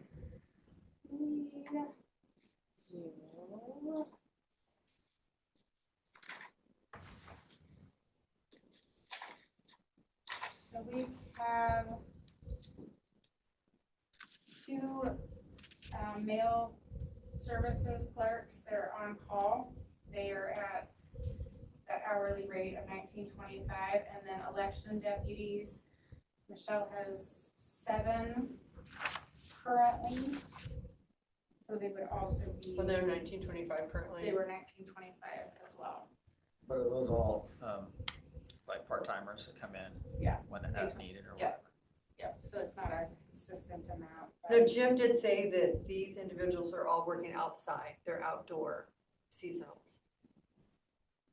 So he doesn't want to do his 2 inside. When I asked today, did you catch that? His intent, I can answer that, his intent was not to do it for the office workers, just the outside. Right. My only caution to the board would be that from the standpoint, like optically, considering discrimination, it doesn't look good if you have hourly employees that just happen to be female working indoors. I know it's all based on the position, but you've got outside workers that are probably most likely not going to be female. Because I mean, there won't be. We do have a female on that, but I would say working in the summer outside is a little bit harder than working in an air-conditioned But building. I also think that having a difference is another challenge for payroll, correct me if I'm wrong, Okay. because then you're having to do 2 separate hourly rates for the different positions. So making it consistent makes sense to me. Okay. Plus, before your time, Kevin, Cindy, you probably remember the board wanted to make one flat rate for all people in that in positions like that, in those classifications. So it does make sense to match it across the board, which is the intent of the board when, I think it was $18 originally, wasn't it, Decorah? And then it moved to like I'm gonna say it was even 19.25, 17, and it was very low, but Yeah. yeah, we had the mail room. And when one changed, that they all changed to match. Okay, so it would be everybody. And Jim does get concerned every year about this time about not getting seasonals And filled. then So every year we have this College isn't even conversation. out. When college gets out, we tend to have a flood of applicants. Right now, it's been very minimal, but we would like to still proceed. Well, I think even places like McDonald's or Burger King, they're paying more than $20.25 an hour, so they're having the same issues. Right. So, We do have a connection to with that we got through Big Bend, so that next year, we sent out a blast through the Career Services Center that I don't know that we've done before, but we'll be able to do that going forward. So in mid-April, when we're ready to recruit, the blast will go out to all Big Bend Community College students. So hopefully that will mitigate some of the risk of being able to attract applicants, because the gal that I spoke to said that there's a lot of students there that are seeking summer work. They just don't know about it, so. Okay. actually, I think people should be paying us to work there because it's so much fun. Right, right. Sometimes it's hot. Sometimes you get the it's hot, fire, but- sometimes it is bloody hot. But you're describing a volunteer position, which, you know, as you're not off base. Okay, no, I'm good with moving it forward for all. We'll bring it Part-time. forward tomorrow in the HR meeting for a Kevin, final are you decision. okay? Yeah, I mean, it makes sense to do it that way. I mean, the other positions are, you know, temporary positions, so I don't see a problem with it. Okay, any, And it's in the budget. This is for the proposal for all, right? Yeah. Everything else. okay, so we'll list these any concerns. Mandy, is it in Jim's budget to, He has $70,000 budgeted for temporary help, which if he calculated that for 6 people, then 4 at $1 higher shouldn't be an issue. It- Plus, we're not paying anybody right now. At full time for 4 months, we could easily cover 4 people, 52,000. So I think it's probably an even. no concerns on the budget?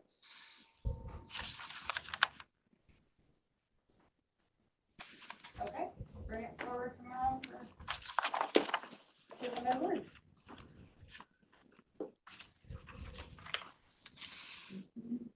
And then maintenance 3. You have that one ready? Did you make copies? Yep, I did. Thank you. I've got one. Thank you. The one that we just did was for Seashells, Fairground Seashells.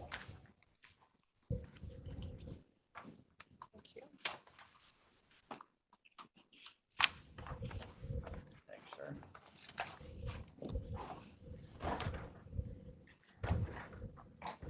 Okay. So this one, and Dan, correct me if I'm wrong, this one is maintenance 3, Tom's position out at the fairgrounds. Tom reclassified his maintenance groups about 2 years ago. At that time, he didn't have a maintenance 3 out there, so it didn't impact that position. However, it should have been captured, the reclassification of the band should have been captured at that time for all maintenance positions, and it wasn't. So he is now wanting to hire a maintenance. Promotion. Oh, promotion to maintenance 3, and we need to match that wage out there. So it would be a change to the maintenance position at the fairgrounds, and then it would equal the other maintenance 3 positions at the courthouse. Oh, okay, they're already at the fair courthouse, okay. Yeah, it was just an oversight because the position had not been filled. It does assist Amy too. It was actually when we did the budget meeting at the end of December, on that spreadsheet, it's listed as a band 10. So that's what was planned. It just never got Okay. captured in position yet.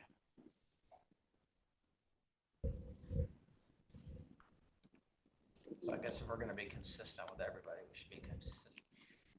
Probably, Particular position. probably. It'd be helpful. I'm good moving it forward. Melissa, be any, I just have one real small question. I don't really have any concern about it. I was just a little bit confused. It says the department's fairgrounds and our manager's Tom is, who's paying his wage? Tom does. Tom is, okay, so it's gonna be out of it. Maintenance. Yeah. Okay, oh, okay, perfect. And then invoice. Oh, okay, I see. Yeah, no, I'm good. Thank you. Mandy, that's it? How's that look? Well, I don't see it in. Do we know who this person is? There's nobody in it currently, but it would be Steve Manell is the person that they're wanting to promote. Okay, the position's different. Okay, so.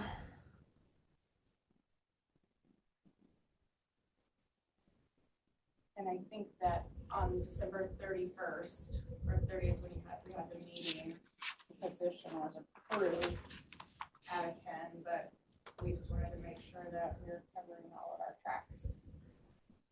If it's, did Steve Mandel change positions? He's in maintenance too currently. But they mentioned that Tom wanted to do Promotion. a promotion. Yeah, that's Okay. where it's been So they'll vacant go is why from it was maintenance overlooked. to the His, great. the knowledge level, they do their courses and then with time served. I have him as a 9, so we're not fully covered, but we could take the difference out of 105. I don't think it'd be a huge difference. No, it wouldn't Which be. would have been the intent. Okay, yeah. End of December, yeah. 105, I will make a note.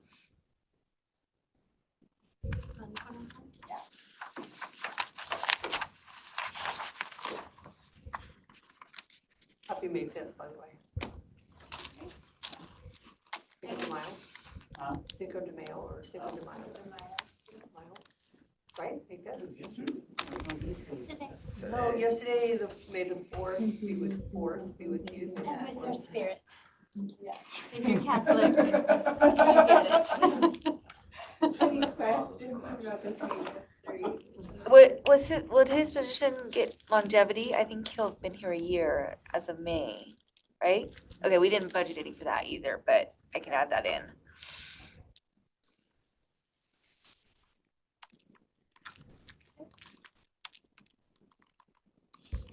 Any other questions, comments?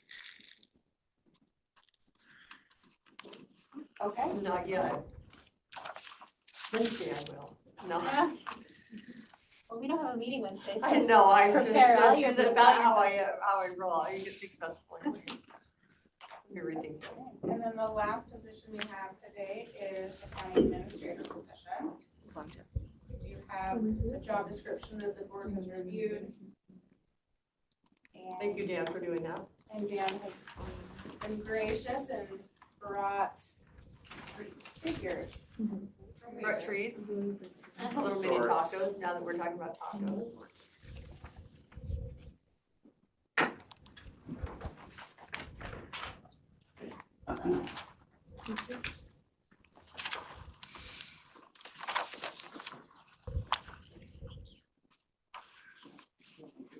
Yep, okay.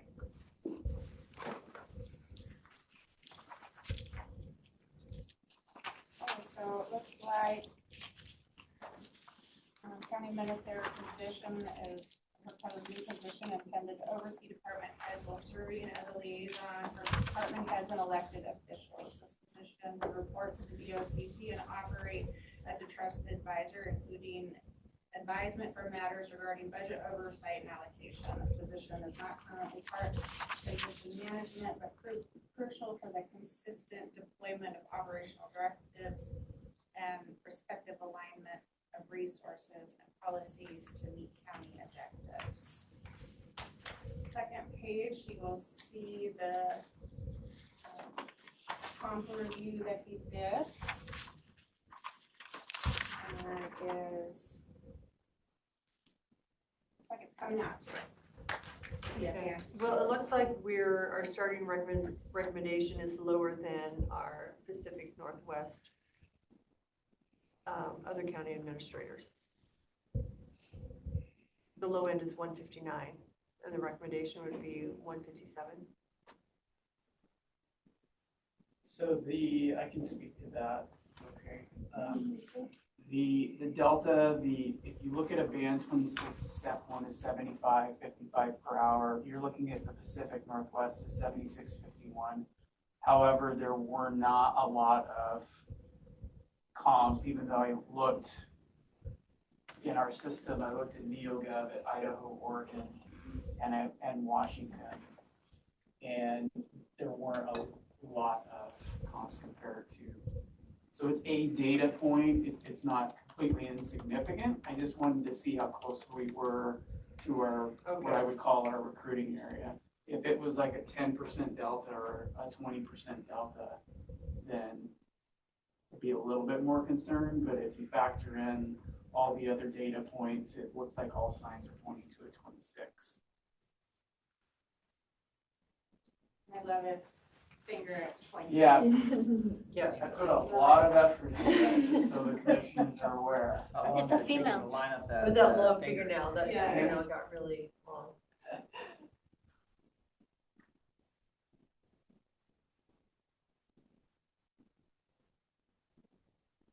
Okay, so This position, I'm assuming, is not in the budget.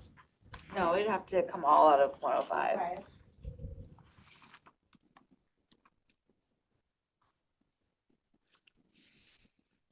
I'm curious though, with the county administrator, aren't they supposed to take on a lot of what the commissioners do? Does that lower the elected officials' salaries at all? It could. What with but wouldn't it be different with a county with a county administrator? I would think so because similarly with a strong mayor position or without, the salaries differ for the city administrator. Oh, I was just thinking of the state, like, mandated by the state, if anyone else jumps in. I just figured because it's state mandated, I don't see how that would affect. Well, isn't it gonna affect how many It's days? just because of the day-to-day operations of, Yeah, I the think, Open Public Meetings Act and everything else that we cannot, like Kevin and I, before, when I started in office in 2007, we basically, like, there's a problem in the jail, we could say, you know, go get the elevator fixed, go. Everything has to go through consent agenda now, so like Tom Gaines will handle the maintenance, but there's just so many things that we're not supposed to talk about. What is it, a $250 fine when we're talking about county business, and then I think it starts escalating so most counties have I don't think Adams County does, but most of the other counties, and definitely the counties our size, Chelan County has, you said 3 or 4 because they're different administrators for different things. some of the counties you found too, I didn't include them in the analysis here, but they have their contracted positions where they hire somebody off the street because it's a difficult position to fill. So that's not included in there, but if you actually, to your point, Cindy, if you actually included those people, it's more likely the case that counties have some sort of a county administrator, or they may call it a different title. But to your question, it's a good question, because if one person, say, is making $100,000 and you bring in another person to do that same role, you're splitting the duties, it's like, well, then is it really worth $100,000? But how I'd answer that is that there's a lot of things we put in the job description, that the essential functions of that job and the day-to-day job duties that the commissioners don't really do. And this position is sort of an advisor for them. They're the eyes and ears on the ground. They're also the liaison between, like, the department heads and the elected officials. And so some of that stuff, although they may dabble in this position, ultimately is going to be responsible for that. But on the salary survey, we will find out what the commissioners in neighboring counties are getting paid as well, so that would definitely be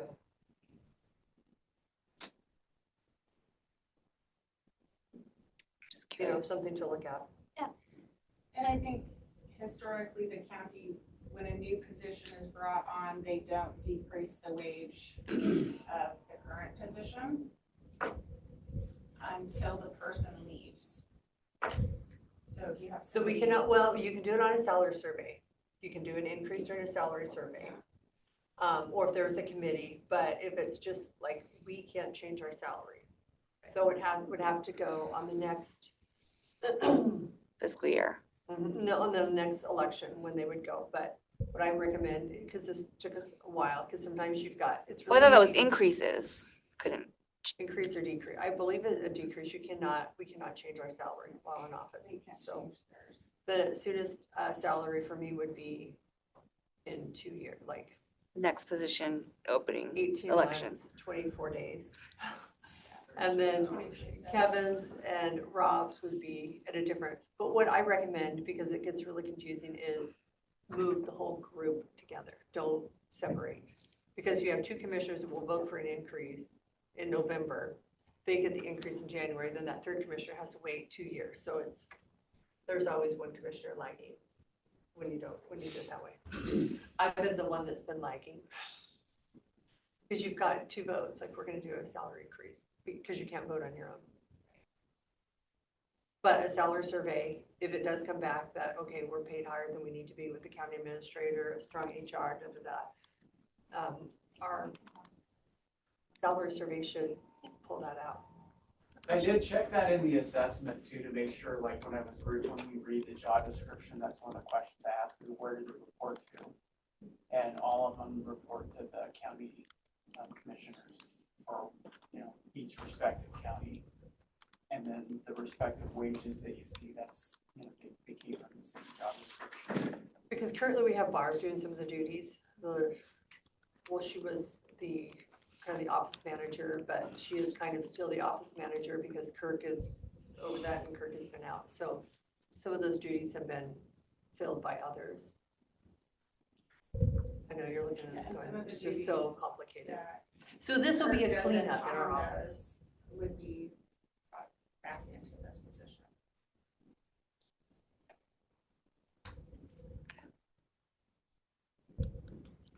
But yes, it's highly possible, because I think Councilmatic, when they went from 3 commissioners to 5, would have been a drastic salary decrease, because they're like, oh, we can't afford it, but you gotta lower that to. I just see it not as a hiring, but as a change of governance. And there's to be structural changes around that are not just for that position. Also, like the day-to-day where you have your consent agendas, that's gonna be something that you could potentially delegate in its entirety to a county administrator. Well, no, because the consent agenda would have to come to us still. We still have to vote on it. They would do the day-to-day, like when, pretty much Tom Gaines does that right now. Tom Gaines does the day-to-day functions. If we're acquiring land, he will do the running around for the land acquisition. Something breaks in the jail, his maintenance team takes care of it. And he has the ability. So the county executive, they can't approve your payables? They can't take those things off of your agendas? The payables, yes, to a certain degree, because Kevin's been signing them now. Barb was signing them. Kevin is back, yeah. Yeah, I just assume there's gonna be a lot of stuff they're gonna be No, able and I to think take we over that they'll have delegated authority for. And I think at that point, looking at wages would make sense. Right now, this is a new position. Putting it together, like Decorah said, it usually takes a year, historically. And then you do the reevaluation of. But we do, like I said, the salary survey is coming. Winter's coming. Am I the only one who knows what that means? Okay. I know, I get it. That deserved more of a response. I'm just, no. Okay, yeah, no, I understand.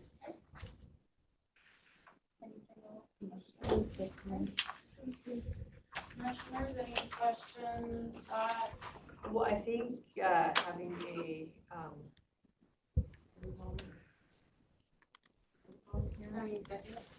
county executive, when you have a transition of new leadership, new commissioners, because really you're just running off. I mean, Barb is here, so she kind of keeps things going, but there's a lot of history in where a county administrator will keep things going with new commissioners. Like, no, this is how we do it. It'll just keep it rolling. Continuity of governance, yes. 2 new commissioners can really throw things, and it's like, no, that's not how we do it, but this is, but. I couldn't imagine having 2 new commissioners. It's definitely a change where. Yeah, I think it has a lot of benefit. I agree, yeah. Well, there's some benefits and there's also some drastic changes. You're like, oh, we haven't, so Has the there last ever, 4 years are, has there ever been a county? Yeah, administrator? Danny and Rob were 2 new commissioners. No, I mean, a county administrator. No, we haven't had one where one of the I largest. know a lot of other counties have. Yeah, so it's, again, continuity of government and the Open Public Meetings Act. There's just a lot of reasons. Now, government today is much different than it was in 2007. Because you didn't have people doing public records requests, like, did you email them? Did Tom send out an email requesting, to fix the jail elevator? We would get a call in the evenings, like, hey, this weekend the jail elevator broke, I got a call, have somebody come in.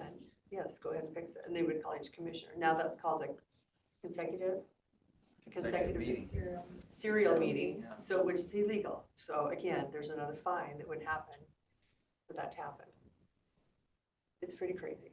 Like if we're both at a function together and we're standing there talking, it can't be about county business. Oh, yeah. I got Otherwise, trouble. it's considered me. The city administrator asked a question, I was answering, I didn't know I'm like, Richard, when is that going for hearing? And then I got in trouble for talking county business, but we were trying to figure out the date when the hearing would be. I thought it was action only, but No, I'm sure there's.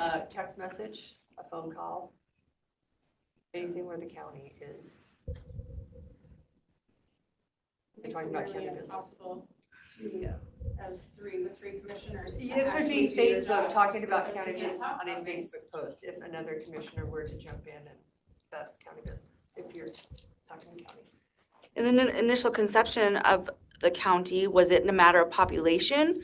Or how did because the structure for county administrator not to have one? I know that with cities, it started off with population to dictate their class and if they would have a stronger mayor or not, but they can always change either way, but. I would say probably in the last 10 years, there are more county administrators than I think it's just something that came about. I think it relates back to it's nearly impossible to run a county effectively when commissioners can't talk to each other about business. Because we were like pretty much in session all week, like Richard Stevens, I know you're here all week, but what happened is, and I'm gonna throw Richard under the bus, but somebody would come in and say, hey, Richard, can we go ahead and do this? Yeah, go ahead and do it. But technically, Richard didn't have the right to get that information, but he was here and we would have all agreed, yeah, you have to we have to keep government running. A lot of the breakdowns and things that happen are over in the jail.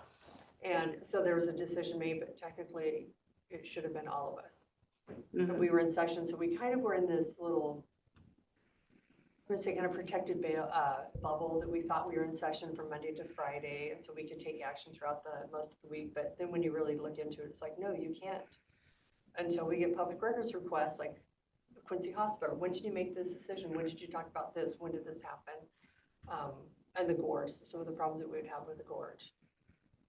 So there was just some action or activity, not malicious, but just doing the day-to-day operations of the county. So everything has to be reported. So if it's not on our consent agenda, we should not be discussing anything or making a decision, outside of our business. And that's what was happening, but not, it's just because it was allowed. It was an allowable. Makes it really hard to do county business. So that's why somebody else is supposed to be making those decisions and they come to the commissioners to make a final vote.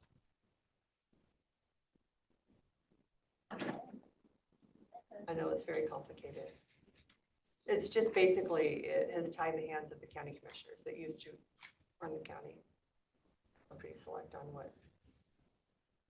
Kind of like when your wife asked you why you just spent money on something that you didn't ask her about. Husbands do that too, Kevin. That's why I said I did it. No, husbands ask about, when did you buy this? It's a secret. Okay, there's nothing else. Bring that one back. Also tomorrow. Thanks for your time. Now I wonder, we have a member of the press who's gonna call me and ask, like, what did you do back in 2008, 2009? See you guys in a few minutes. Okay, it was 1:31, we are in recess. No.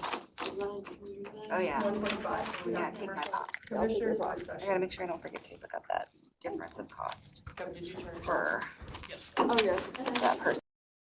Good morning, it's 1:45. We are here for the commissioners' work session.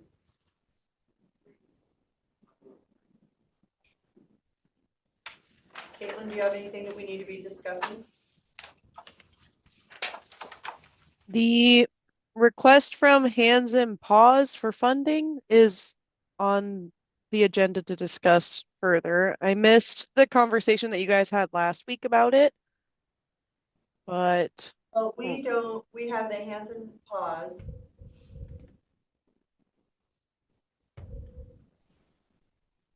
And then we have Bonnie Helvey's group. I think they're two separate entities and we've got to figure out a funding source. So yes. Rob being here, I don't want to move forward on it. Because we already give money to the animal outreach. But I'd like to help a little bit, but I think we just need to do an amount and whatever it is, kind of divide it between the different agencies or the different.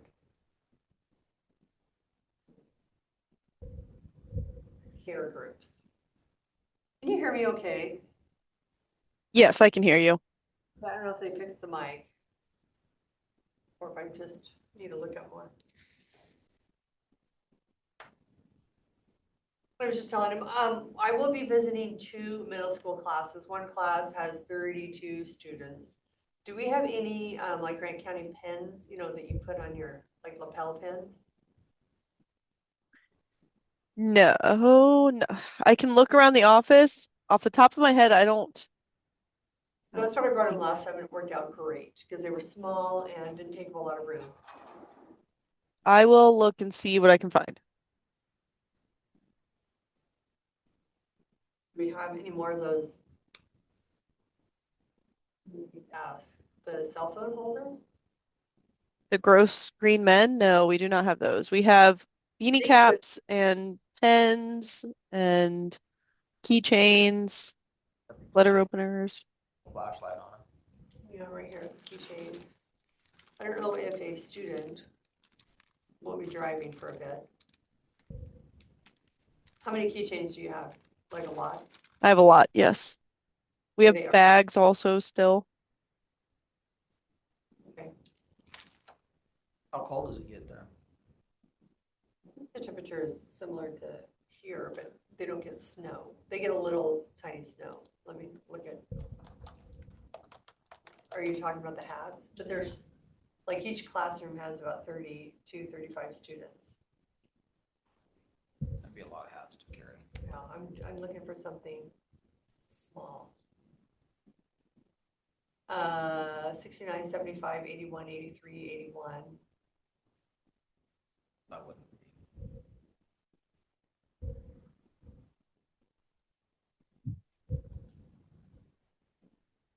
Okay, well, I'll be upstairs to look for something fabulous.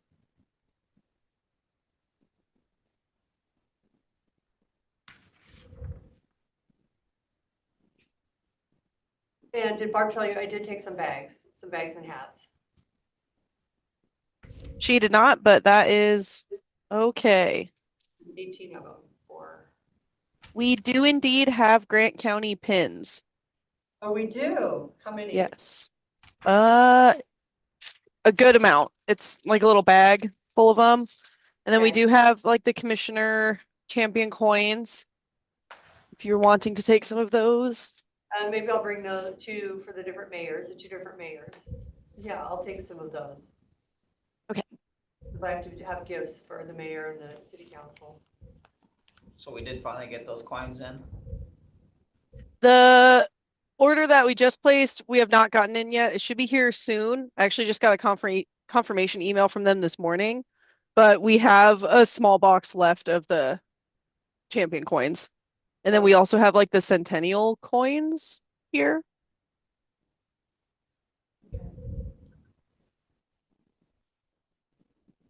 All right, because I will need like little gifts for it. The Port of Moses Lake was taking care of the large mayor gift, but I will need little gifts. Little Grant County. I've got some other things, but it'd be nice if it said Grant County. Okay. Well, I will grab those from you. Thank you, Caitlin. So hands and paws. And Bonnie's group, I say let's just hold off till Rob is here and we'll try to grab put an amount in or maybe a transfer. Yeah, And can then we we do can that help. tomorrow? You know, we can help each group because if we help one, we need to be able to help all of them.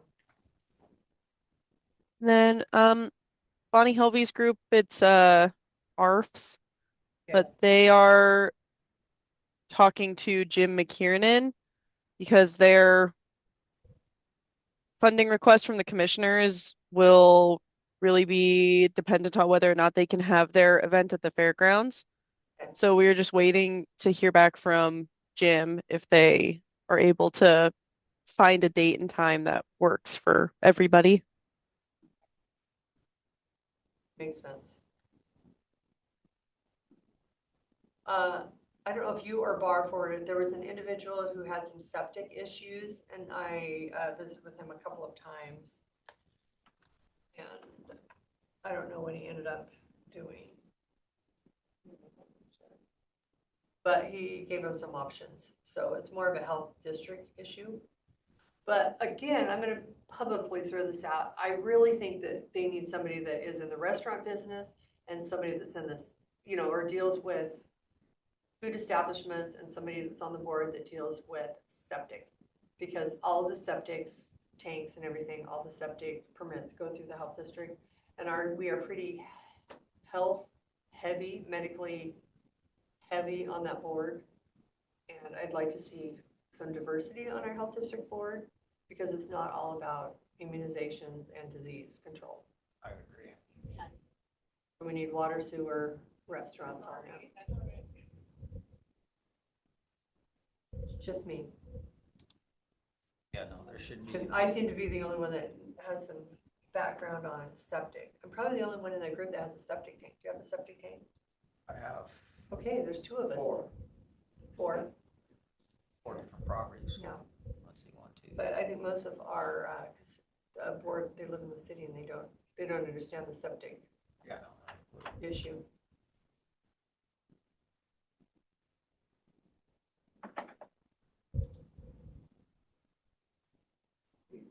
Talk to these guys about these, this company that has their septic business out on road use. Yeah, I did forward that to the health district. We have taken care of that numerous times. I've actually been out there and looked at the site. They have a mobile home park. They have a large lagoon that's kind of in a hidden area. So they've been some code enforcement, Violators. yeah, for years. So I thought they closed down. And like she said, they're running under they were penalized for this. I think Department of Ecology even went out there, but they can't get behind the fence. But, to look. Out there with a drum. Well, the neighbors, you can look for the neighbors up on the hill and you can see exactly what's going on. So yes, I did push that over to the health district.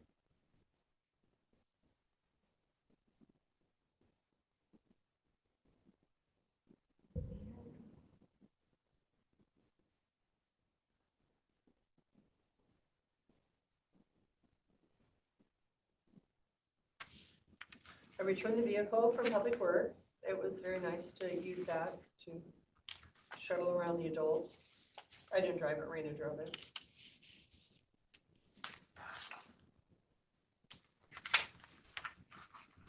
Those are my notes here, what I have. The Rural School District is looking at sending a return group of students back to Kamaki City. And I'm waiting for the guy up in Grand Coulee to get back to me on a day to come up and visit them at the hospital up there.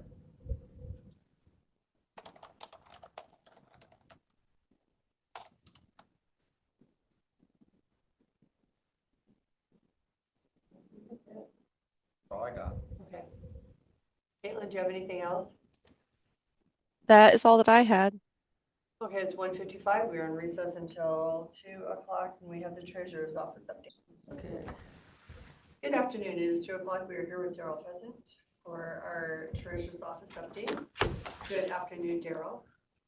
Well, we are way ahead in posting taxes compared to a year ago with this new system that's Carrie got fully installed and did all the work on to get it working. It just means a change of process for us. Instead of we just take statements, majority of statements, and get them prepped, split up in the right orders for checking coupons, and get them and run them through in a mass. The ones that don't have a coupon, we just pull and post directly like in the past. So the system is very speedy. So right now we got some mail. We have we probably have about 40 items that had May postmarks that's been pulled to collect interest on that's late for late payments. We had a lot, they're still postmarked for April today. All those got processed already. We've been working on all the bill pays. There's one law out there that I don't know if you're made aware of to the board, is that was passed a couple of years ago, is that we were having problems with bill pay. They would send statements, they never get a postmark on their envelopes. And then you'd have statements that had in the April's and May dates on these checks. So how can they, and they didn't want to answer questions of how could that be? Why do you have so many different dates on checks within one envelope? So one legislator on the west side had their check come in late and then returned back to a treasurer, and then passed a law that made it where if we get a postmark bill pay from any bank, then if we get it within 3 business days, then it's considered current. So today's that last day. So any bill pays that show up with no postmark or any envelope with no postmark show up tomorrow or later, and then they'll be considered late. So that's what I did today. We have a lot of bill pays that came in today, which would be all considered current and all processed with the other bill pays that we're just working on that don't have coupons and can't be run through the machine. So we have quite a few of those that come in, and the bill pays were even a lot more volume than the past. Our online payments on April 30th, we almost had 1,500 parcels paid online on April 30th. So that's increasing big time. So a lot of things, and so we process a lot, and technically at the last hour of the April 30th, we had hardly any traffic. So people saying that they just don't want to sit and wait, that really didn't happen on April 30th for lines at all for what we're processing. So, and so everything went pretty smooth. And so I've been working on other things other than posting taxes today, working on other projects, other emails that are keeping me busy to respond to. And so, yeah, we're just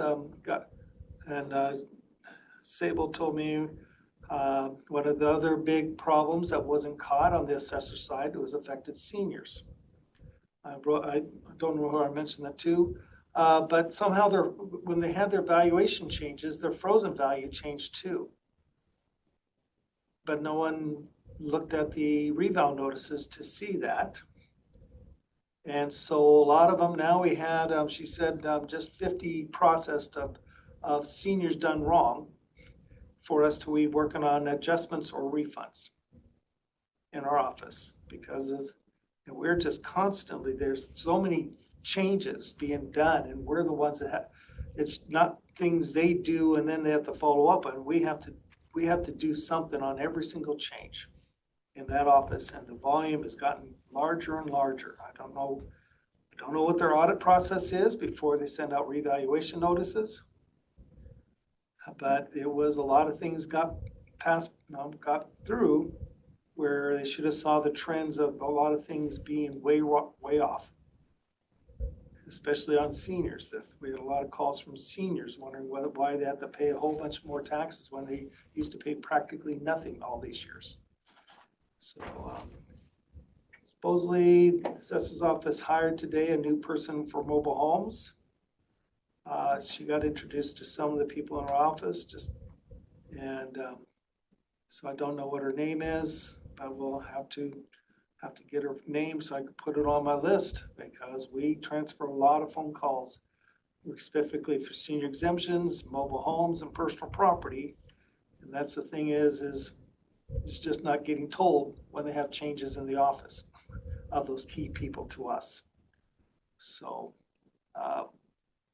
we're doing fine there. We're working on the month-end report. All these things were just so far way ahead of what we used to be. Just almost done with investments, just waiting for Carrie to finish her investment reports to give to me. Then, yeah, just have a lot of volume, and just things just are moving a lot quicker. We also, for Clemmer Enterprises, that financial package, we're now working on getting each one, we're doing right now dual entries for the general receipt side and other things. And soon we'll be fully implementing those reports in the near future. We also have our payee positive pay, where our school districts, first they were trying to get done by April 1st, but then the ESD didn't communicate to them all the things they needed to do. So then they set up a May 1st deadline, and then the ESD again didn't send all the districts all the things they needed to do. But hopefully this month we'll have all the school districts fully into payee positive pay. And so we'll be down to a couple districts left to hopefully to reduce fraud, getting all of them to input it. So that is a big improvement. As soon as we got all the districts in, you'll officially close out the old warrant account and give them 90 days to get all their warrants cashed or canceled and reissued on the new account. And then we'll close out the fund. And if someone tries to cash an old warrant, they're gonna have to go to the district to get it replaced. And so then all the fraud that was happening, attempts on the other account will be immediately bounced as account that doesn't exist anymore. So we're trying to get that, get the districts trained on that. Who do you have left that's not on the payee positive? I think we have one hospital, a couple port districts, and the schools are supposed to be resolved this week. We've been adding a lot of schools to get access to US Bank to upload their files. Now it's just a matter of them, because, you know, the school districts wanted my office to be doing all this work. Right. To depend on their timing of telling us things and us doing all the work to get it in there, and then it'd be our fault if they don't tell us. And then plus we'd have to have the staffing just to be on ready at any time that they're there. You know, it's as simple as when they do an issue, just the next step is upload it. And that's why it's so complicated, why they just were so resistant to it, but that's what they wanted us to do all the work and then take all the responsibility.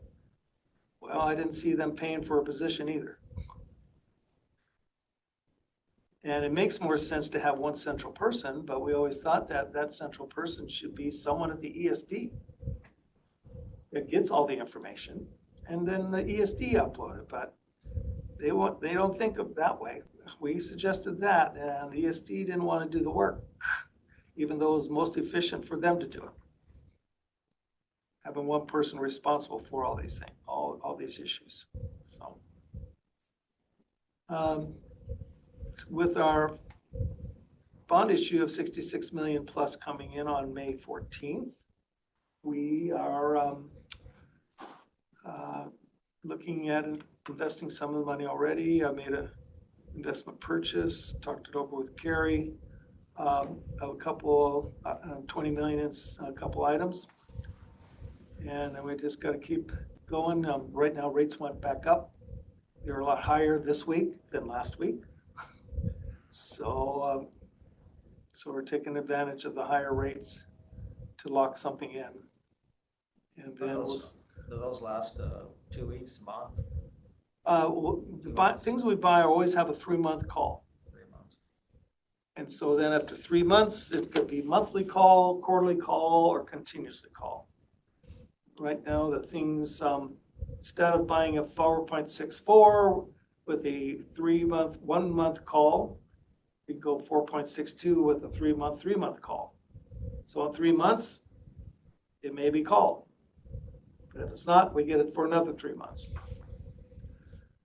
And so just take a little bit less in yield just to have a longer call for the next call.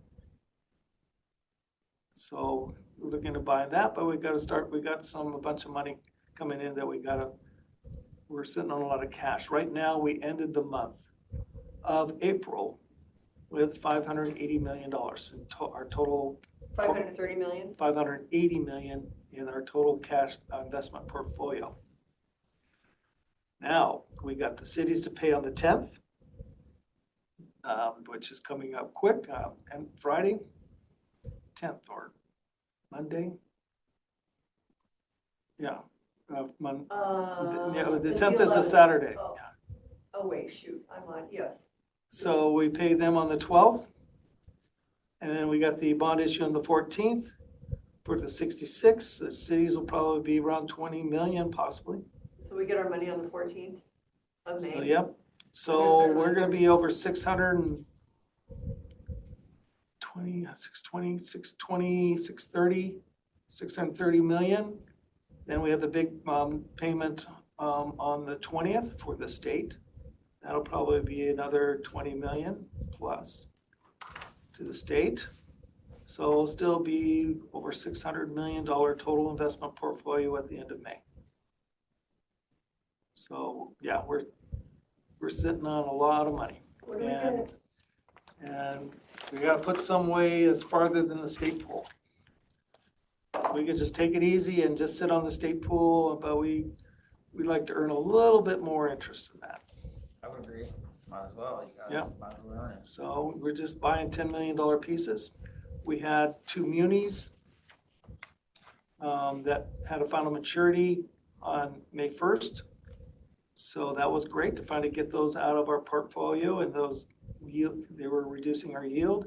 We got another low coupon item at the end of this month that'll mature out, and get that out and replace it with a much higher rate. So we're gonna start getting closer and closer to the state pool rate. State pool rate has practically stayed the same for 2-3 months because the short-term rates have barely changed. Waiting for a Fed cut, which may not happen now until July. So we'll see on those. Our total, I already did the worksheets for the real estate excise tax. We had 350 transactions for the month of April, so it's starting to pick up. I think I reported that last week. So we'll see about supply, but I just read an article how there's a whole bunch of supply out there. There is. There's a lot more right now than there has been. Right. For a long time, for quite a while. People wanting to sell. I'm just wondering, where were they planning on moving to? That's gonna, I'm not sure a lot of these people are upgrading. Well, it's a Maybe second just taking home advantage or- of taking their money and going someplace else with a much lower But cost the of living. interest rates are really high right now too. I mean, higher than they've Higher than they have been, yeah. been for a while, so. I Yep. think the economy is Yep. not fun. I don't know if you're aware, but I just wanted to make sure you were aware regarding, is Gerald Wash is my nephew. Gerald Wash We need is to all. go into executive, Okay, I'm into recess, if you're. Yeah, talking I'm about just families. finishing. Jared Wash lives in north of Spokane, but he also does financing, mortgage financings. Yeah, I've worked with him many times. So that he's my nephew, just to make sure. So I I'll gotta. quit working with him then. Oh, so you know that if there's a conflict, okay. Just kidding. So in case Gerald, there's question for you. anything that potentially the conflict, I'm not sure, I pretty much stayed out of it. But just I thought it's important for you to know that. Yeah, I mean, I don't know why there would be. Then my sister Darla is her mother, his mother. Okay. Okay, Daryl, I have a question, Yes. a District 3 question. Okay, it is 2:15, we are in recess until, I think Susie's right, Yeah, she's usually here. at 2:15, so. Caitlin like, is- Susie. Is anybody on? Yes, New Hope is on. I'm promoting them to a panelist right now. Thank you. Okay. Daryl, I had a question on District 3 LTAC. Do you know, like, if it's divided by districts, what the funding comes in? No, it's just all comes into the county. No, I'm never, if you talk about hotel motel, they don't know our boundaries. Okay, You can, whoever has access to it can probably do the work and split it out per district, but definitely your district would be a high I think generator. because that's what they were saying, our because of- district will bring in more. Right, well, And yes, yet you we got the don't bring- gorge. We You don't got bring it Crescent, back to you our got the district. gorge, Crescent Bar. Right. You got, your district would be next because of Sun Lakes. Is a large producer and everything north. Right. technically, there's practically not much at all except for Airbnbs for Rob's district. Well, it does make sense to put it kind of back where the money's generating, so we can. Yeah, because they're improve inside, roads.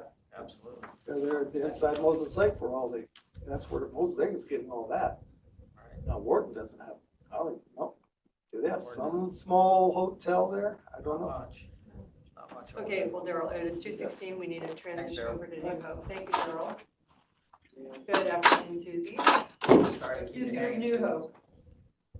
Hi, I apologize. I'm not over there today. I have a sick puppy dog. So I'm working from home this afternoon. Valor is taking the day off. I don't know how much sick leave is in his bank, but No, poor Valor. yeah, and I had a grant application that I'm still working on to get in by 5 o'clock today. So it's actually really nice, quiet, focused time. Well, hopefully you get it done in time. Yeah. One thing well, a couple things to update you on. We were contacted last week by Assistance Dogs International, the Hawaii office, that they do have a succession dog ready. I know we talked about this, when was it, back in December, January, when we were rushing to get somebody for quick travel to Hawaii, and then that didn't happen. But they do have a dog. A dog was supposed to be placed in Oregon at a prosecutor's office, but the staff getting it left on not such good terms. So they don't want to place the dog there, and they thought of us. So our little black lab is coming right before Memorial Day, in just a couple of weeks. Oh, perfect. Yeah, her name's Bee, and we couldn't be more excited. She's going to live with Trisha, our forensic interviewer, and she'll be the primary handler as well. So Oh, good. yeah, That worked out, huh? it did work out really well for us. Yeah, yeah. I submitted a brand new grant last week. It was a grant to support the forensic interview position, just because that's one of the grants that is the tightest, and we don't have extra funds to pay for Trisha's position. So it's a private foundation. They're located in Oregon, and they also fund parts of central and eastern Washington for direct service kinds of work with kids. And we are a perfect fit for this grant. So I don't know, fingers crossed. It's only $50,000. So we'll see. But 50,000 starts adding up. It does. And especially when I look at what I'm facing in cuts, it's exactly what we need to patch together what will make it work for a full-time forensic interviewer. So all good. The thing is, we won't hear for a little while. I think they said 2 to 3 months before we even hear anything. So stay tuned. I have our consortium meeting, or the STOP grant meeting, or the CCR meeting. It's been known by a million different things. And Cindy, I know that's on your schedule. It's this Thursday, but it's also the time that you all have asked us to be present for a training at the county. So I'm trying to decide if I need to be at my STOP grant meeting or give that over to Tara, or be at the county training or give that over to Tara. I think it's the public records thing, right? Well, and they should record it, so sometimes they have trying to recall what training, if it is in person or if it's an online public records. Okay. It sounded like it was pretty urgent and like almost required, but that's how I read into it. So I'll look at that again, and if I can like view it later, then I sure will. Okay, and then I was gonna ask you all that when I look through financials and you look through financials from the county, I know you guys are looking at it from a way bigger perch than myself. But when you look in and you drill down to the department level, what is it that you're looking at, and what would you like I don't know, say, hey, Susie, what's going on with this or that? Or is there anything in the fiscal world that, I know with our budget crunch and everything, I'm watching it super tightly and I feel like my eyes are on it constantly. And I'm probably not sharing it as much with you all as my eyes are on it. So I don't, what is it that you want to know that you maybe aren't seeing at the county level? Well, Susie, I appreciate when you tell us like this funding is gonna get cut. Swahil came in this morning to let us know that this is gonna be cut. This is what it impacts, you know. What do you want me to do? She basically was asking, what do you want me to do on this? And it's an important component of youth services. So they're gonna try to keep rolling with whatever cut that is coming their way. But when I'm looking at the budget, I look at the percentages, you know, kind of what, if you're at a 300% on expenses on this one category, you know, that's at the end of the year, that's really what I'm looking for. But we don't see those cuts unless you're over budget, or, you know, when we get our monthly budget. I don't think I have one, I probably have one down here. When we get the budget monthly, you are fine, I don't believe you're highlighted. The ones that are kind of over, they are highlighted so that we can kind of see and just look at it. But I think we have some chronic offices and departments that are always over. New Hope has never really been over. You keep it in check. You're very visible, transparent when something's coming, when you're losing funding. So I appreciate the heads up, like, you know, we're losing VOCA funding or we're losing this funding. So I appreciate it. And this is the dollar amount, this is what the impact is. Or we're losing this funding, we'll probably just transition this employee into another department. Or, you know, I like hearing what the cut is and what it means to you and how you're gonna fix it, or if you need additional funding. So that's me. I'd like to know the whole story. I would agree. It's nice to be, know ahead of time and not be blindsided. So it's nice to know from you guys, where your budget's at, and what's going on with your budget, if there's any cuts that have been made that we don't know about. Susie, you are probably the most transparent, talking your budget to the commissioners.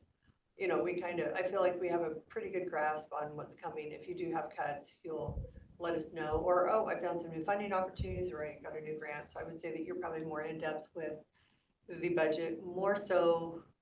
Even, we probably know more about your budget than we know about the budget in our own office. So you keep us well. Okay, I feel like it's super complicated, but great.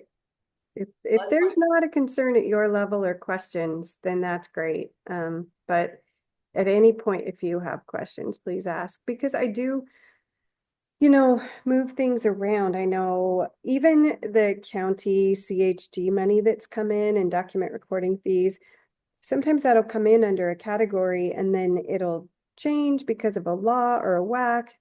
And we just keep rolling the revenues and expenses under that same category because it's the same.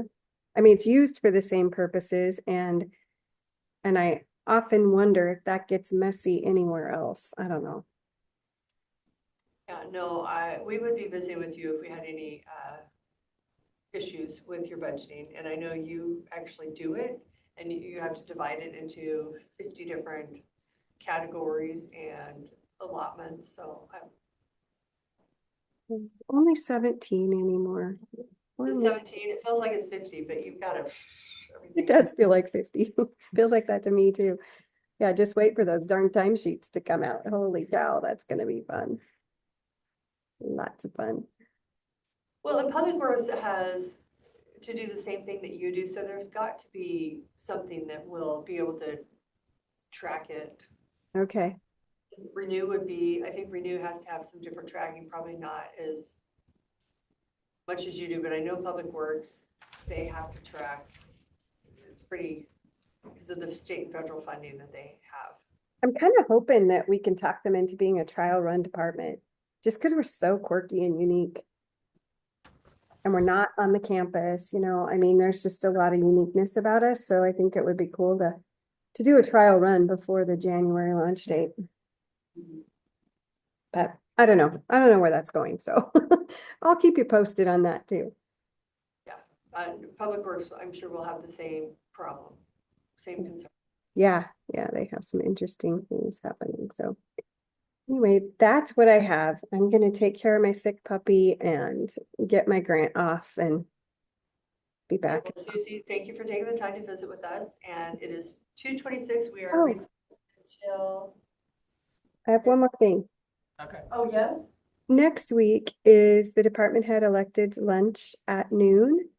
And I'm gonna be coming over for that, but my appointment isn't till 2:15. I notice 1 o'clock is the PMRT. Is there any possible way PMRT and I could switch? If not, it's okay. I'll find something to do for an hour. Well, and you can also do these online, Susie. You do not have to be here in person. You can do it online. Okay. Caitlin, can you work with Susie on that? Yeah, I was gonna say, maybe Kaylin can move you around. Okay. I can take a look. Okay. Thanks, Caitlin. Just let me know if something works out. And if not, I can just leave after the department head elected a luncheon and come back online or something. That works for us. Okay. Sounds- Okay, thank you, Thank you. Susie. It is All right. 2:27. We are in recess until 2:30. Have a great week. Bye-bye. You too, thanks. Good afternoon. It is 2:30. We are here with Kim Allen for the weekly clerks update. Welcome, Kim. Thank you. How's your week been going? Good. Off to a great start. Good. I was just telling Kevin, I'm really liking that leadership program, but I feel like I'm always rushing through all the homework to get it done. But I like the content of it, so. Well, I was taking it too. And I did tell her to, Kevin has a little yellow notebook. The things that you really are impressed with, make a little note because a lot of those videos you'll listen to again, they'll reiterate them and play them or reiterate the message that was there and play them a little bit later. I like it. I like the. And you I can like go the the speed 1.5 times and then it goes, the video goes a little faster. I tried that and then I was like, oh, she talks really fast. I can't understand what she's saying. Yeah. But I like the diversity of the speakers, some county commissioners, some A little bit of everything. supervisors, some way up people. I mean, yeah, I like it. Definitely interesting. Yeah, just write some of the little highlights and things you're gonna remember, and then you can save some. But yeah, I thought, I'm gonna write down everything I remember, but they go through the whole 12 weeks, and you'll go back to Colin Powell's, some of his messages here and there, or maybe I've been taking some notes and putting little stars next to it and notes, so I'd writing remember down the Thursday, books that they Thursday discussions, suggest. what did we talk about? Oh my gosh, what did we talk about this last week? Yeah. But the group discussion is good, because you kind of get Well, where we're at, what. we've only had one so far, and our group leader, I'm not sure why, he only scheduled it for a half an hour instead of an hour. And we had like one of the first people that talked that just talked. So they needed that. He didn't cut her off and say, okay, we have other people and other questions to get to. So I made a little note of that for when I'm leader, that You can maybe email call them on too. somebody else first. I just give everybody like 2 minutes so they can, because we would get through, some of ours got out early. So, yeah, that's interesting too, just to see where everybody works, what they do, and. We had the time change, so we had Arizona in our group. It's like, just remember, we had the time change, so we gotta make sure we're still at 9:30 Pacific time. Yeah. Yeah. They're on the same time as us right now, though. They were 10:30, right? No, 10:30. They would have been 10:30.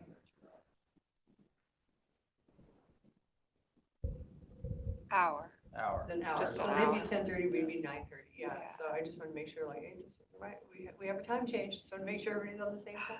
We had to work in. Then we had somebody who was over insurance, kind of when we hired our risk manager, because her job is to go through and do the insurance kind of the assessment of the risk that they provide, you know, to the county. And then to divide that risk, you know, the dollar amount that they need to pay. Oh, like So it's like between there's each kind of quite department. a process. I'm like, good to know, because I may be reaching out to you. But, you know, some people's like, why are we paying this so much? Like, oh, it's not something I can tell you in a minute. You know, I mean, I can show you the spreadsheets and why, you know, it's just Right. everything. How we came up with this amount. But yeah. There's a low risk. So there's been a lot of additional information. It's funny how that comes around though, you know, just like you say, you guys hire a risk manager and it's like, oh, I know somebody that might help with that. So. Or we could get some information, because if we were to divide it out a little, I think we only had 3 categories before, the county. So we kind of like, you're like in, you know, group A, or group B, or group C. And it's not always the high, medium, and low risk. Yeah. And then there's other contributing factors, like we've never had a claim. Yeah, why are you guys paying a lot if you've never had a claim? Your probability of having a claim would be very low. Yeah, it's like we just have so many things. But yeah, no, it's good. Just don't get behind. One week I got behind. I'm like, oh, Wednesday night I catch up. And I'm like, I was dying. Like, trying to stay awake, listening. Hard to catch up once you get way behind. Yeah. But I that's a have week or been two. You have a couple weeks to trying to catch up. It's almost like if you have a week that you just don't do, save that week, you know, or just try to get a weekend. But then once you get it, you don't want to have that one like, oh, I can't skip this module. I got to keep check everyone It's out. funny how I catch myself looking at the bar to see like where I'm at versus where the cohort. For me, that really I must be helped, more competitive than I think I am. And Tom said at the last, because you only have to have 80%, it's like a lot of people just dropped off and they got 80%. And to me, the last 20%, the last little bit was the best. And probably about halfway through, where they're like 3 bullet points, you know, simplify things. We need to simplify. I'm like, oh, I love this. Why didn't they start this in the beginning? Because I would have done I thought the beginning was a little kind of like overwhelming, like ready to go. Biggest takeaway, communicate with everybody, especially those that it impacts. I like today, one of the analogies was a team and that working together and being collaborative, and just because you give the ball to somebody else and they make the winning goal doesn't mean that you're a loser. It means that the whole team is a winner. And it's like, oh, I really like that analogy. So ours is, I think, the weakness we have as a board is communicating with all of the other elected officials, department heads, because we make a decision. It's like, well, it's on, you know, YouTube. Everybody should know this, but it's just communicating our decisions. And yeah, I never go watch the I don't either. YouTubes. I'd probably be terrified if I had watched the back of my head. Oh my gosh. What is up with my hair? What am I doing? I didn't even kick out a sentence correctly. Yeah. My native language. No, I have noticed an improvement in communication. Yes, I'm really trying hard. And when we sit here and HR is probably the one that asks the most questions, what do we do? I'm like, okay, because like you guys don't make a decision like, well, I think in our mind we're like, yeah, or we'll think about it. It's like, was a decision made? I don't know. I'm like, make a decision. Kevin, Rob, what is your decision so it can be clearly marked so we're not assuming? Because a lot of times like one person will be very because I vocal. might assume your body language to be a yes, and you were like, thinking, no, I need more time to think about that. Yeah. Instead of like, yeah, I've listened to your story. Yeah. That's a yeah, I've listened to your story, not yeah, run and go do it. So I've been really trying hard. Kevin's like, yes, you always ask that. Why do you ask that? I think we're doing good. I feel like we're really, I feel like we're all making pretty much decisions.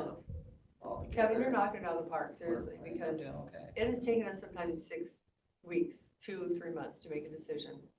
And we table. We had a hearing that we postponed 3 or 4 times. We just couldn't make a decision. And it was a vacation hearing. We're vacating a portion of a road. Should have been cut and dry, super easy. And it was just, okay, we're out of time, we'll redo it. Well, some of that though is you're truly giving consideration to both sides. I mean, I find that in myself, and my husband will say that's not one of my best qualities because I will analyze things from both sides, and I'm stuck. I won't just make the decision. And sometimes it's just like, like a judge, good or bad, somebody's gonna be happy, somebody's not. But you try to make the decision that works for most. But the vacation we're doing, we were only taking out the county's portion of it. So they still had an underlying easement for all the property owners to use it. And they somehow, one individual thought that when the county is just backing off saying, hey, there's still an easement there, there's still a right of way that all the other landowners, it's just the county will not be putting a county road in at that time. But you all still have access, nothing changes other than we're not gonna be putting a road in at a later date. That's all it is. And they thought when the county left, well, then nobody else could use it. I'm like, no, it's recorded on your deed that you have access through that. So that will never go away. But yeah, it's just. Yeah. I think it's education more than anything. It's what? And trust. Education and trusting that the system really so knows. that people understand that, well, for that instance, it's a recorded easement, so it's there, nobody can take it away from you. Right. So They just just because the believe county's us. walking away, doesn't mean that it's still not on your title, it's gonna be there forever. Yeah. Unless you become the landowner of all parcels, then you. Yeah, then you're like, okay, I'm taking this off. And then you can put the road in. Yeah, exactly. Yeah. But I think communicating, we're working to improve our communication with all the elected officials and department heads. Well, I I would think hope HR that has been every doing better. department head or everybody working here feel like they can come to the commissioner's office and ask a question. Or if they need to tell us something, come to our office and tell us. Because we don't know what we don't know. Right. So if you don't I say always something, tell we don't people know. that I can't fix what I don't know is broken. So you gotta tell me that. Yeah. No, and HR has been really good. Yeah, HR, they have. We've got some more employees there, so hopefully that has helped too, so Better. coverage is better. Yeah. And you have your member assigned to each elected official or office. Our salary survey is coming. I missed the kickoff meeting, so. Speaking of that, I need to follow up with Missy and Joey both both volunteered to be a part of that, and Yes, I did too, and so I don't know how, if there's room for more than just the one elected on the group, but. Well, and everybody, like each office and department will have input because you'll be providing your job duties. Yeah, but there was a bunch of stuff to review too. What are the job So- duties? I'm not saying it right. Anyway, yeah, some different things, so. So there'll be an opportunity to come on as well. I just put that email out and then I got more than one response, which surprised me, and I haven't followed up because that's this week, right? It was last Wednesday, was a meeting. Oh, I thought her email said to respond by May 19th. Oh, okay, something else, okay. But to be a part of the process moving forward. Yeah. I haven't read that email. Yeah. So, I need to Probably do that. because by the time I was done with my appointment, they were already out. Well, I don't really have anything. Unless you guys have anything. How's everything going? About the same? Plugging along. Yeah. Anything you need? Not right now. Maybe a vacation. Don't we all? Vacations are a double-edged sword, yeah. It's nice to go, but then it's hard coming back. Yeah, that's the truth. So, Getting ready to go and then coming back, and like, let's see what we're there. all right, Well, thank you, Kim. Yeah, thank you. It is 2:44. We are in recess until 3 o'clock. We meet with Superior Court for their weekly update. Good afternoon. It is 3 o'clock. We are here with Crystal from Superior Court to give us our weekly update. Welcome, Crystal. Hello, thank you. So the only thing new really to report is it's going to just talk a little more about our interpreter.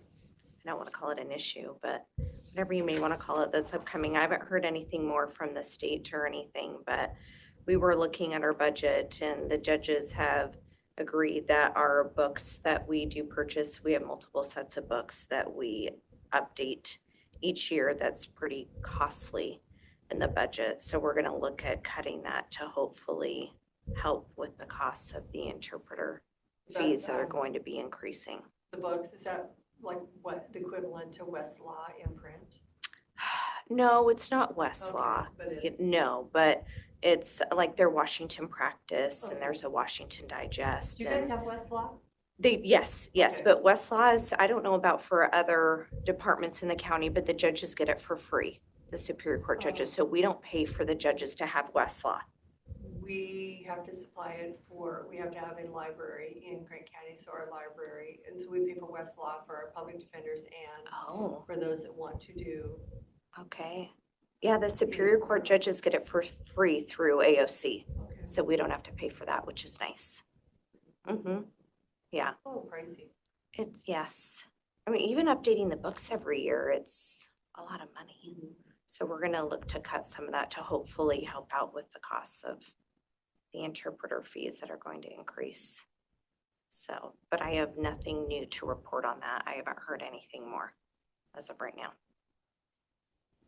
We'll see what happens when it actually rolls out and everybody has to pay for it. Mm-hmm. And I then- know it's hard to anticipate what it's going to be because we just don't know until we get there. Right.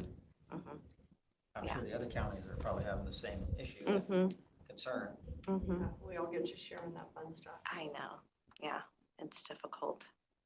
So besides that, just chugging along, working on our local court rules. We have to submit those every year by July 1st, and I have to put it out for a 30-day comment period to the local bar and prosecutor and public defender. So I'm trying to get those done and out for the comment period before I have to get those submitted to AOC by July 1st. So that's always a huge project that I work on each year. So, because we're always changing our local court rules, little tweaks here and there to try to just make things better for everyone who practices in our county. So it's always a big project for us. So does Superior Court and District Court, do they work together at all, or are they For local rules or just in general? That's difficult to say because we do such different things. We definitely rely on each, Desiree and I will call each other and bounce things off each other and whatnot. But to work together, that's hard because we really don't do anything Right, a little different. that's It would the be like same. Bend and WSU or University. Sure, I know. yes, I know. yeah. But we definitely have an open line of communication, and I know the judges will call each other, and we actually have 2 of the district court judges are a couple of our pro tem judges that we have on a list, and so they'll help us out. Judge Wallace actually helped us out quite a bit last year with covering some civil matters that Judge Nodell couldn't do, and so, But yes. that doesn't always happen. Mm-hmm, Does correct. that happen? Yeah, I think it's been kind of the new judges for district Yeah, court. yeah, no, everyone gets along well and reaches out if need be. It's just not something that's a common occurrence that's needed. Yeah, and I think you have prosecutors for district court and prosecutors for Superior Court. Sometimes Mhm. they can overlap, but for the most part, it just sounds like Mhm. you have your youth Yes. services and everything's kind of different. Mm-hmm. And I didn't want to make you think bad from Big Bend, but I just think it's more of the kind of your junior court and your Sure. senior court. Mm-hmm. Yeah, that's a good way to put it. Mm-hmm. Yep. Yeah. So that's it for me. Well, else quick and easy. I like quick and easy. Well, it is 3:04. We are in recess until 3:15. Yeah, my calendar ran out. Flex it up, the little motor.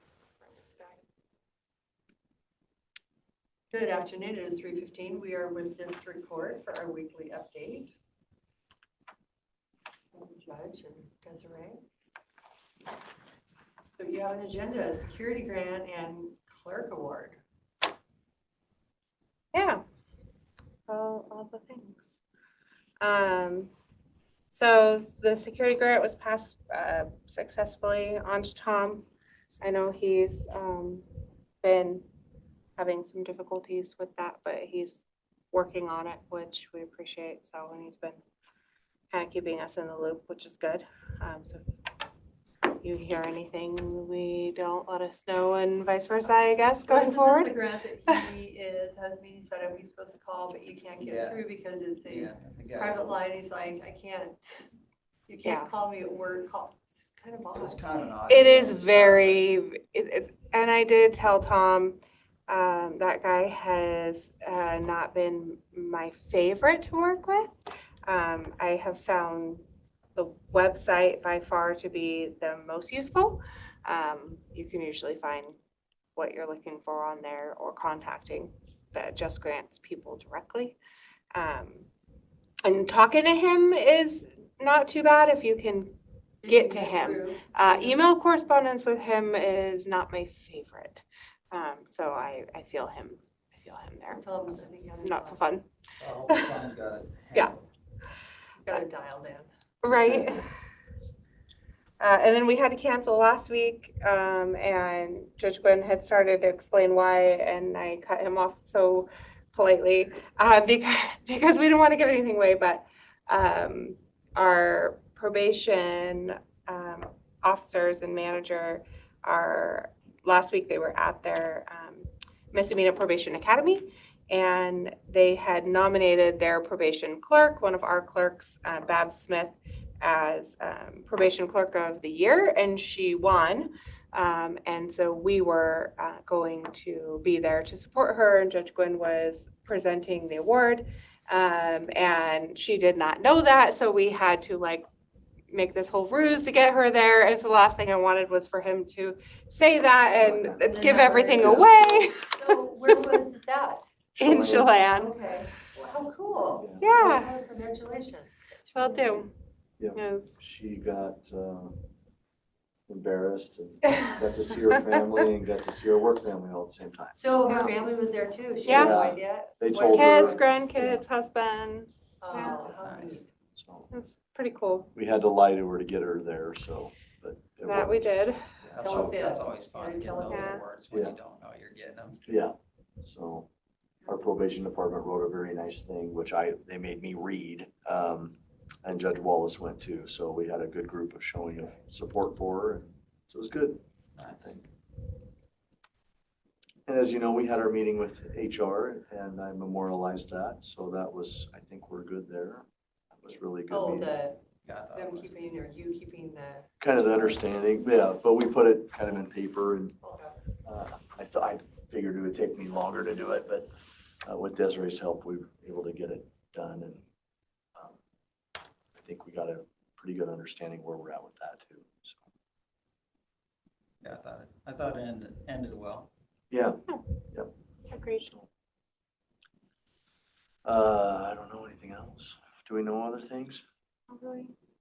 Just I'm closer to you guys now. turn away. I'm just across the hall. So Kevin knows that now. Found that out. where are you at now? Just right across Across the to hall. in 207. Oh, you moved into that. Yeah, The old commissioner's office. Who the old used to be there? commissioner's office. Yeah, Who used to be there? Judge Wallace. just Wallace is there. He's in Moses now. They We're on the rotate every 4 rotation. months. Okay, I just didn't even really saw him. We must have been Yeah. coming and going at different times of the day. Good thing I didn't go to see Nick then. Yeah. Okay, so you have the back office, Richard Stevens' old office. Yes. Well, I never knew it was his office. Slash the old jury room, because it has 2 bathrooms. No, that one only has 1. That one has 1, and then okay, the jury room, that their office is about this big, used to be the jury room, because I'm like, why does this room have 2 bathrooms, a men and a women's, but they said it used to be the old jury room? And I don't know how they got like 6 jurors in there. Yeah. It's Still pretty- is the It, jury room. it is a jury room. still It is, just yeah. has one bathroom, And they but broke yeah. something last time, well, at least one of the last trials I It did, only has 1 bathroom in there because it Yeah. had 2. only one. Well, the other one's kind of close, but it's in Chambers. Oh, yeah, maybe that's, yeah, I don't know. Maybe they replumbed it and, I don't know. It must But have it's been got like a little kitchenette kind of thing, sink and, Oh, I wonder if they took Whatnot. out a bathroom to put that in. yeah, maybe. Or maybe they did. It is still pretty small for 6 jurors. Okay, I'll bet that's what it's like. So weird. You could tight fit. decide which bathroom you wanted to go into. We had one of the jurors bump into the, underneath the TV that holds the DVD player in case they have to see exhibits, and that little holder of the DVD player glass is shelf. is glass. So they hit their chair on it, and I just hear this, you know, there's glass everywhere, so. Whoops. But, Yeah, poor juror. yeah, but it's tight in there, that's what happened, is Yeah. a chair swung into Yeah. it, and No fault of anyone's, Yeah. for sure. It's like, look, I'm not getting paid to be here, so. Yeah. You have very many jury trials? we've had one in the last month or two, at least one, Judge Barlow. They kind of ebb and flow, I feel like. Like, You we'll say have a that bunch higher and you then get we six, won't. probably just- It's gonna be tough to have trials here in June and July, because the one of the settings for Afreda is that June 19th holiday. So it's June 19th, and then we only have one day after that to do a trial. And then the other first week in July for Afreda is July 3rd, is start of the trial, so no one's gonna wanna be here on the 4th, so. No one's gonna wanna be here on the 3rd, so. Right. There are gonna be a couple weeks where we don't have Afreda trials for sure, because we just canceled them. It's like, what's the point of? So, but I think they're kind of in a transition mode, because with them going remote here, at least prosecutor wise. So. I don't even know if you know this, but we haven't seen any criminal complaints for a few weeks, so I don't know what's going on. Yeah, me either. What does that mean? Generally, if there's something old or something new that they want to reduce to it, rather than just an officer citation, they would file a criminal complaint. Usually we get a lot of them, so, you know, we usually get how many a week generally? At least a handful. I Yeah. mean, there were times where we would get them in by the boxes. Yeah. A week. And that would be from the prosecutor's office? Yeah. That would see. A lot of It's times just like, they're it's a older cases, yeah. citation, it's just filed differently because it's not served on them. It's referred to the prosecutor, they investigate, and then they file.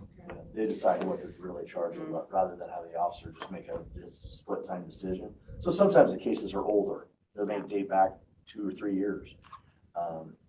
It's just, yeah, because it wasn't a priority at the time, no one went to jail. A lot of times the accused can't be found. So, you know, they go and try to investigate, can never find him, so they just let the prosecutor decide whether or not to charge it, and then they'll send a summons for them to come to court. We just haven't seen a few of those for a few weeks. Yeah. I don't know if there's just transition or changes over there. Maybe it's the new transition, they're just trying Oh, to get yeah. a couple I don't things. know. I know that Surprise. the focus has been away from driving unsuspended in the 3rd degree, so we're seeing a lot less of those. And we have a cooperative with them about how to take care of those, so we can process them accordingly, with ease and without it being a burden for our staff. So if they're gonna dismiss a case, they usually tell us ahead of time or something like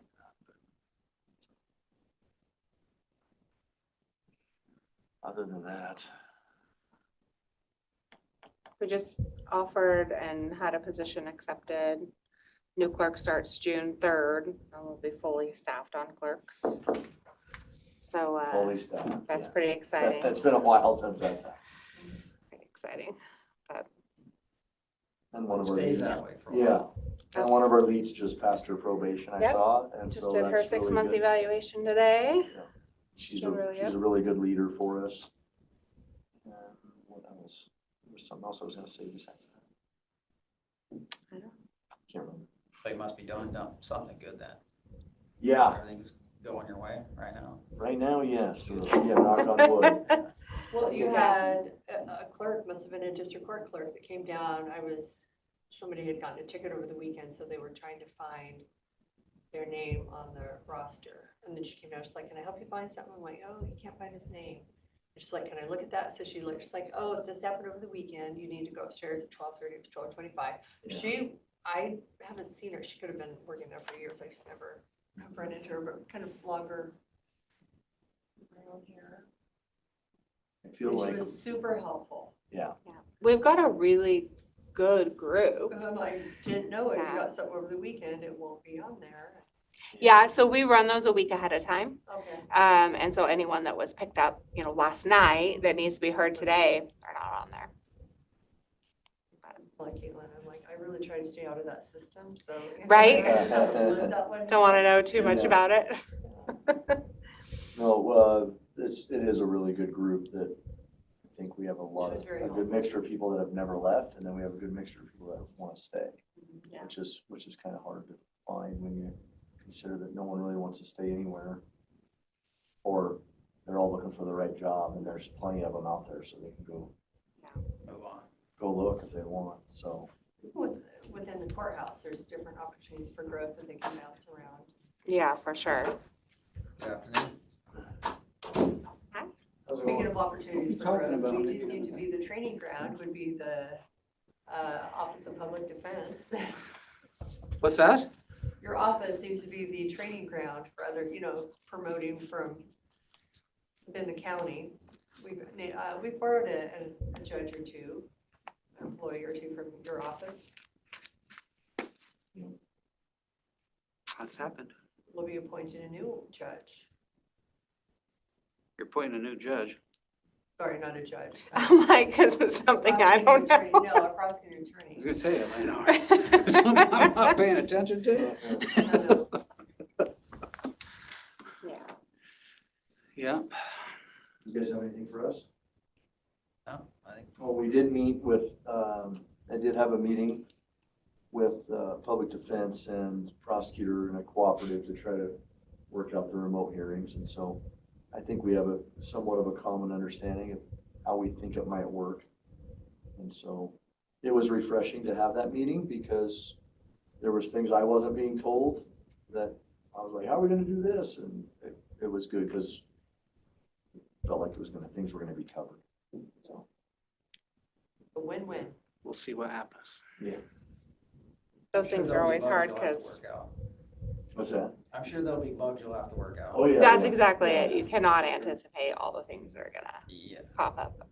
But the good thing is, I did have a judges meeting today and I brought that topic up and they said, you gotta watch out for these things, and we've already got that on the radar, so that's good. So, Okay. well, just like other things. Someone's Someone's gotta take care of the paperwork. Someone's gotta take care of the paperwork. That's the number one thing. That was refreshing because I didn't know that anyone was gonna be there, and then finding out people would be there was Yeah. really refreshing. Oh, like our staff. Well, yeah, well, especially at least Kevin's staff, because he's the one really was the major person requesting it, so. We only got it's not gonna be my problem one time, though, that was good. Because we're trying something new. he's not fully We're one trying foot out the something door new, yet. But like in 2 months, it's gonna, may all change, who knows, but we'll see. Go back to the old way. Yeah, maybe, possible, but we're trying to make it work. I think we've all realized that things have changed since COVID and we weren't technologically sound as Superior Court was moving forward, and now we're kind of where they're at, and kind of, it's okay, we gotta learn how to adapt, as much as we don't like it, sometimes. But we also agree everyone should come to court, right? I'm old enough that I long for the old days. I'm old enough for that too. But I like know, it when they come. but I know we're not going back, so might as well move forward. Once you go forward, you're not going back. Yeah. That's the unfortunate thing. Or fortunate, depending on how you look at it. Yeah. Okay, our time's up, I Thank you think. for joining us, and we'll see you next week. Sounds good. Thank you. Yep. Thank you, guys. And congratulations to your clerk too. Yeah. Very You guys use your whole time now? Yeah, because you're trying to come early so you can get out early? I'm or talking what? like 3 minutes. We try to find things to fill us. See you guys. 4 minutes. Yeah. Good afternoon. It is 3:30. We're here with Public Defense with Brett Hill to give us a weekly update. Yeah, I don't know what I'm gonna tell you. You can only take a minute. You don't have to take Yeah. the whole 15 minutes. Well, I just want to, yeah, I really do, just want to take a minute or two. I have an appointment, most likely,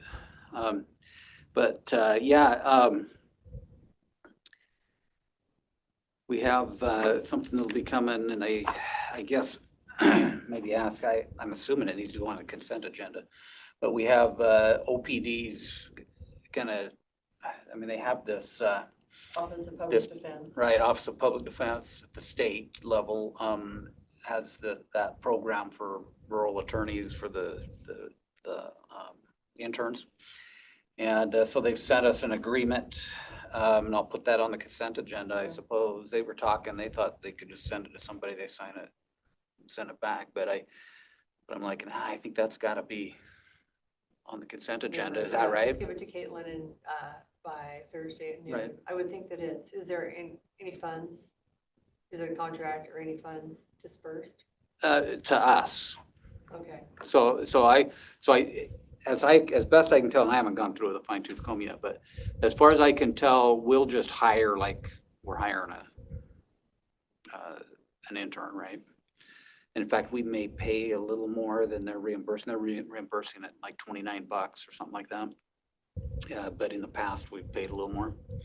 But it's just a few dollars. It'd be just a few dollars. But and so they reimburse, and of course you got to do all kinds of paperwork, but they'll reimburse for the wages and a $900 stipend for housing. And I haven't gotten to accounting yet to see how that's going to work, because apparently you do the first month and then they'll reimburse it. So somehow we've got to get that to the student.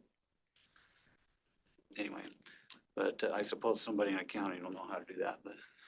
I'm just nodding my head because I'm like, I hope so, I'm sure. Yeah, Well, there was one last week at our meetings. There was one director out of Bellingham, maybe, that said their accounting just said, yeah, we can't do it. We're not going to do it. And so they pulled out. But there's several other counties doing it, so somebody thinks we can do it. I know what I think Thurston has one with, well, no, it's not Thurston, Clark County, which is kind of weird because it's not really a rural county, but but they have one. Yakima's got one. Kittah's got one. So so we're Just put it on if you have time, put it on the consent agenda. Yeah, they start on When do you need it right June away? 1st. No, they don't start till June 1st. Okay. So yeah, next week is just fine. Okay, otherwise we could do a walk-on if you needed it. Yeah, no. It's yeah, it's no problem. I'll just put it on like we normally do and make that happen.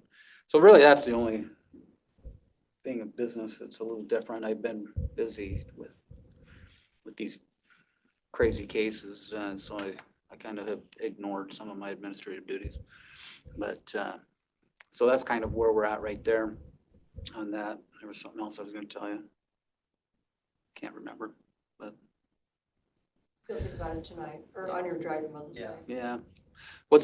Any idea what the schedule is for the party to give you the names for your? Caitlin, have we notified the Republican Party? Do you know?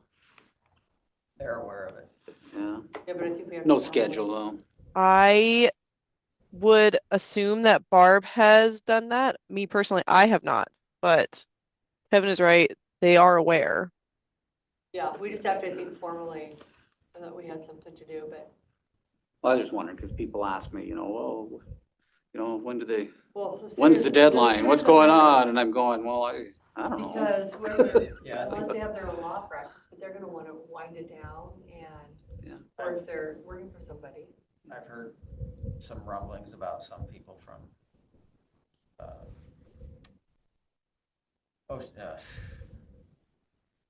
Chelan County. Chelan, yeah, Potentially. yeah. That may want. Yeah, I've Come talked to him and I, you know, But yeah, the Republican Party is well aware of it. I didn't go to the meeting the other night because I was busy, but I don't know what they talked about for that purpose, but sure, I don't even know what the protocol is. yeah. So I think Kevin was our last appointee, Kevin McCray. we're gonna have to lean on her. Yeah, you appointed him, So whatever we did with Kevin. and before that, who else was appointed? Well, Angus was appointed. I think I've done 7 or 8. We've done a state legislature. Yeah. Right. So is that the process that we have? District court judge, I believe we've appointed 2 district court judges. Yeah. Well, as I understand it, the party isn't involved in the judges, but the party for a partisan, they recommend, is it 3? 3, yeah. Yeah, they send 3 names. And we Send don't 3 select. names and then you. Then it's like a month, a certain amount of time. Then If I remember right, there's not really anything that requires you to appoint someone from that pool. we don't have to, But but the governor will. but you just kind of do. Yeah. But if we don't appoint somebody, then the governor gets to appoint somebody within 30 days. Oh. So And sometimes they may live they're supposed to live in the county. I don't know if they'll move into the county or, but some of for judicial. Well, I know two former people that are from here that still, they own their homes here, so I mean, that are interested. I don't know if they're going to work on it. You think they're interested, so. Well, yeah. Tell them to reach out to the Republican Party. Yeah, yeah. Somebody needs to tell them they got to deal with me from time to time. Maybe that'll change their mind. That there's some interest. Yeah, I've heard from rumblings that there's people that are. No, I think so, yeah. Well, that's good. Yeah. Put their name forward. That's the hardest part is to write your name, put your name on that ballot or to. Well, that's a tough job. Yeah, it's not Not for everybody. quite as pleasant as Well, I don't think. just anything practicing law. You're, Public office. Well, and you're prosecuting some, would be a tough one. Yeah, you're prosecuting some serious criminal. May not be. I think that's the easy part. I think it's the rest of it, that's the difficult thing is how do I say it nicely? Dealing with law enforcement, keeping people happy, the politics of that. Politics of public life. And yeah, and Campaigning. victims, you know, the well, it's fairly new to me, but the new Victims' Rights Amendment in the Washington Constitution and some of that stuff has made it difficult from that perspective. Because you got to notify everybody of everything you do and that kind of stuff. Funny how the criminals think that they're the victims. Yeah. Or they act like they're the victim. Sometimes they have more rights than the victim does. Well, I don't know. Well, sometimes like, they're going. Well, that's what the Constitution is designed to protect the accused. So, anyway, all right. I think I better go, Okay. if that's Well, all right. It's really fun. It's 3:38. We are in recess until 3:45 when we meet with the prosecutor's office. We'll need about a 5-minute executive session. Hey, good For afternoon. litigation. It is 3:45. We are here with Kevin McCray, our prosecuting attorney, and we do want to go into executive session right now. We will have an executive session. Good time as any, unless you want to. Okay, no, for 5 minutes, so it'll be 3:45 to 3:50. Do you know what RCW? Sorry. 3:45 to 3:50, RCW 4231-10-1I litigation. It is 3:50. We are out of executive session. No decision, no vote was made because we can't make a vote in executive session. Yeah, you said, thank you. That was really all I had. Do you have anything for me? I don't. No, they covered it pretty much. Okay. You're free to go. Okay, thank you very much. 3:50. We are in recess until tomorrow at 8:30. Thank you. Kevin. Thank you, Kevin.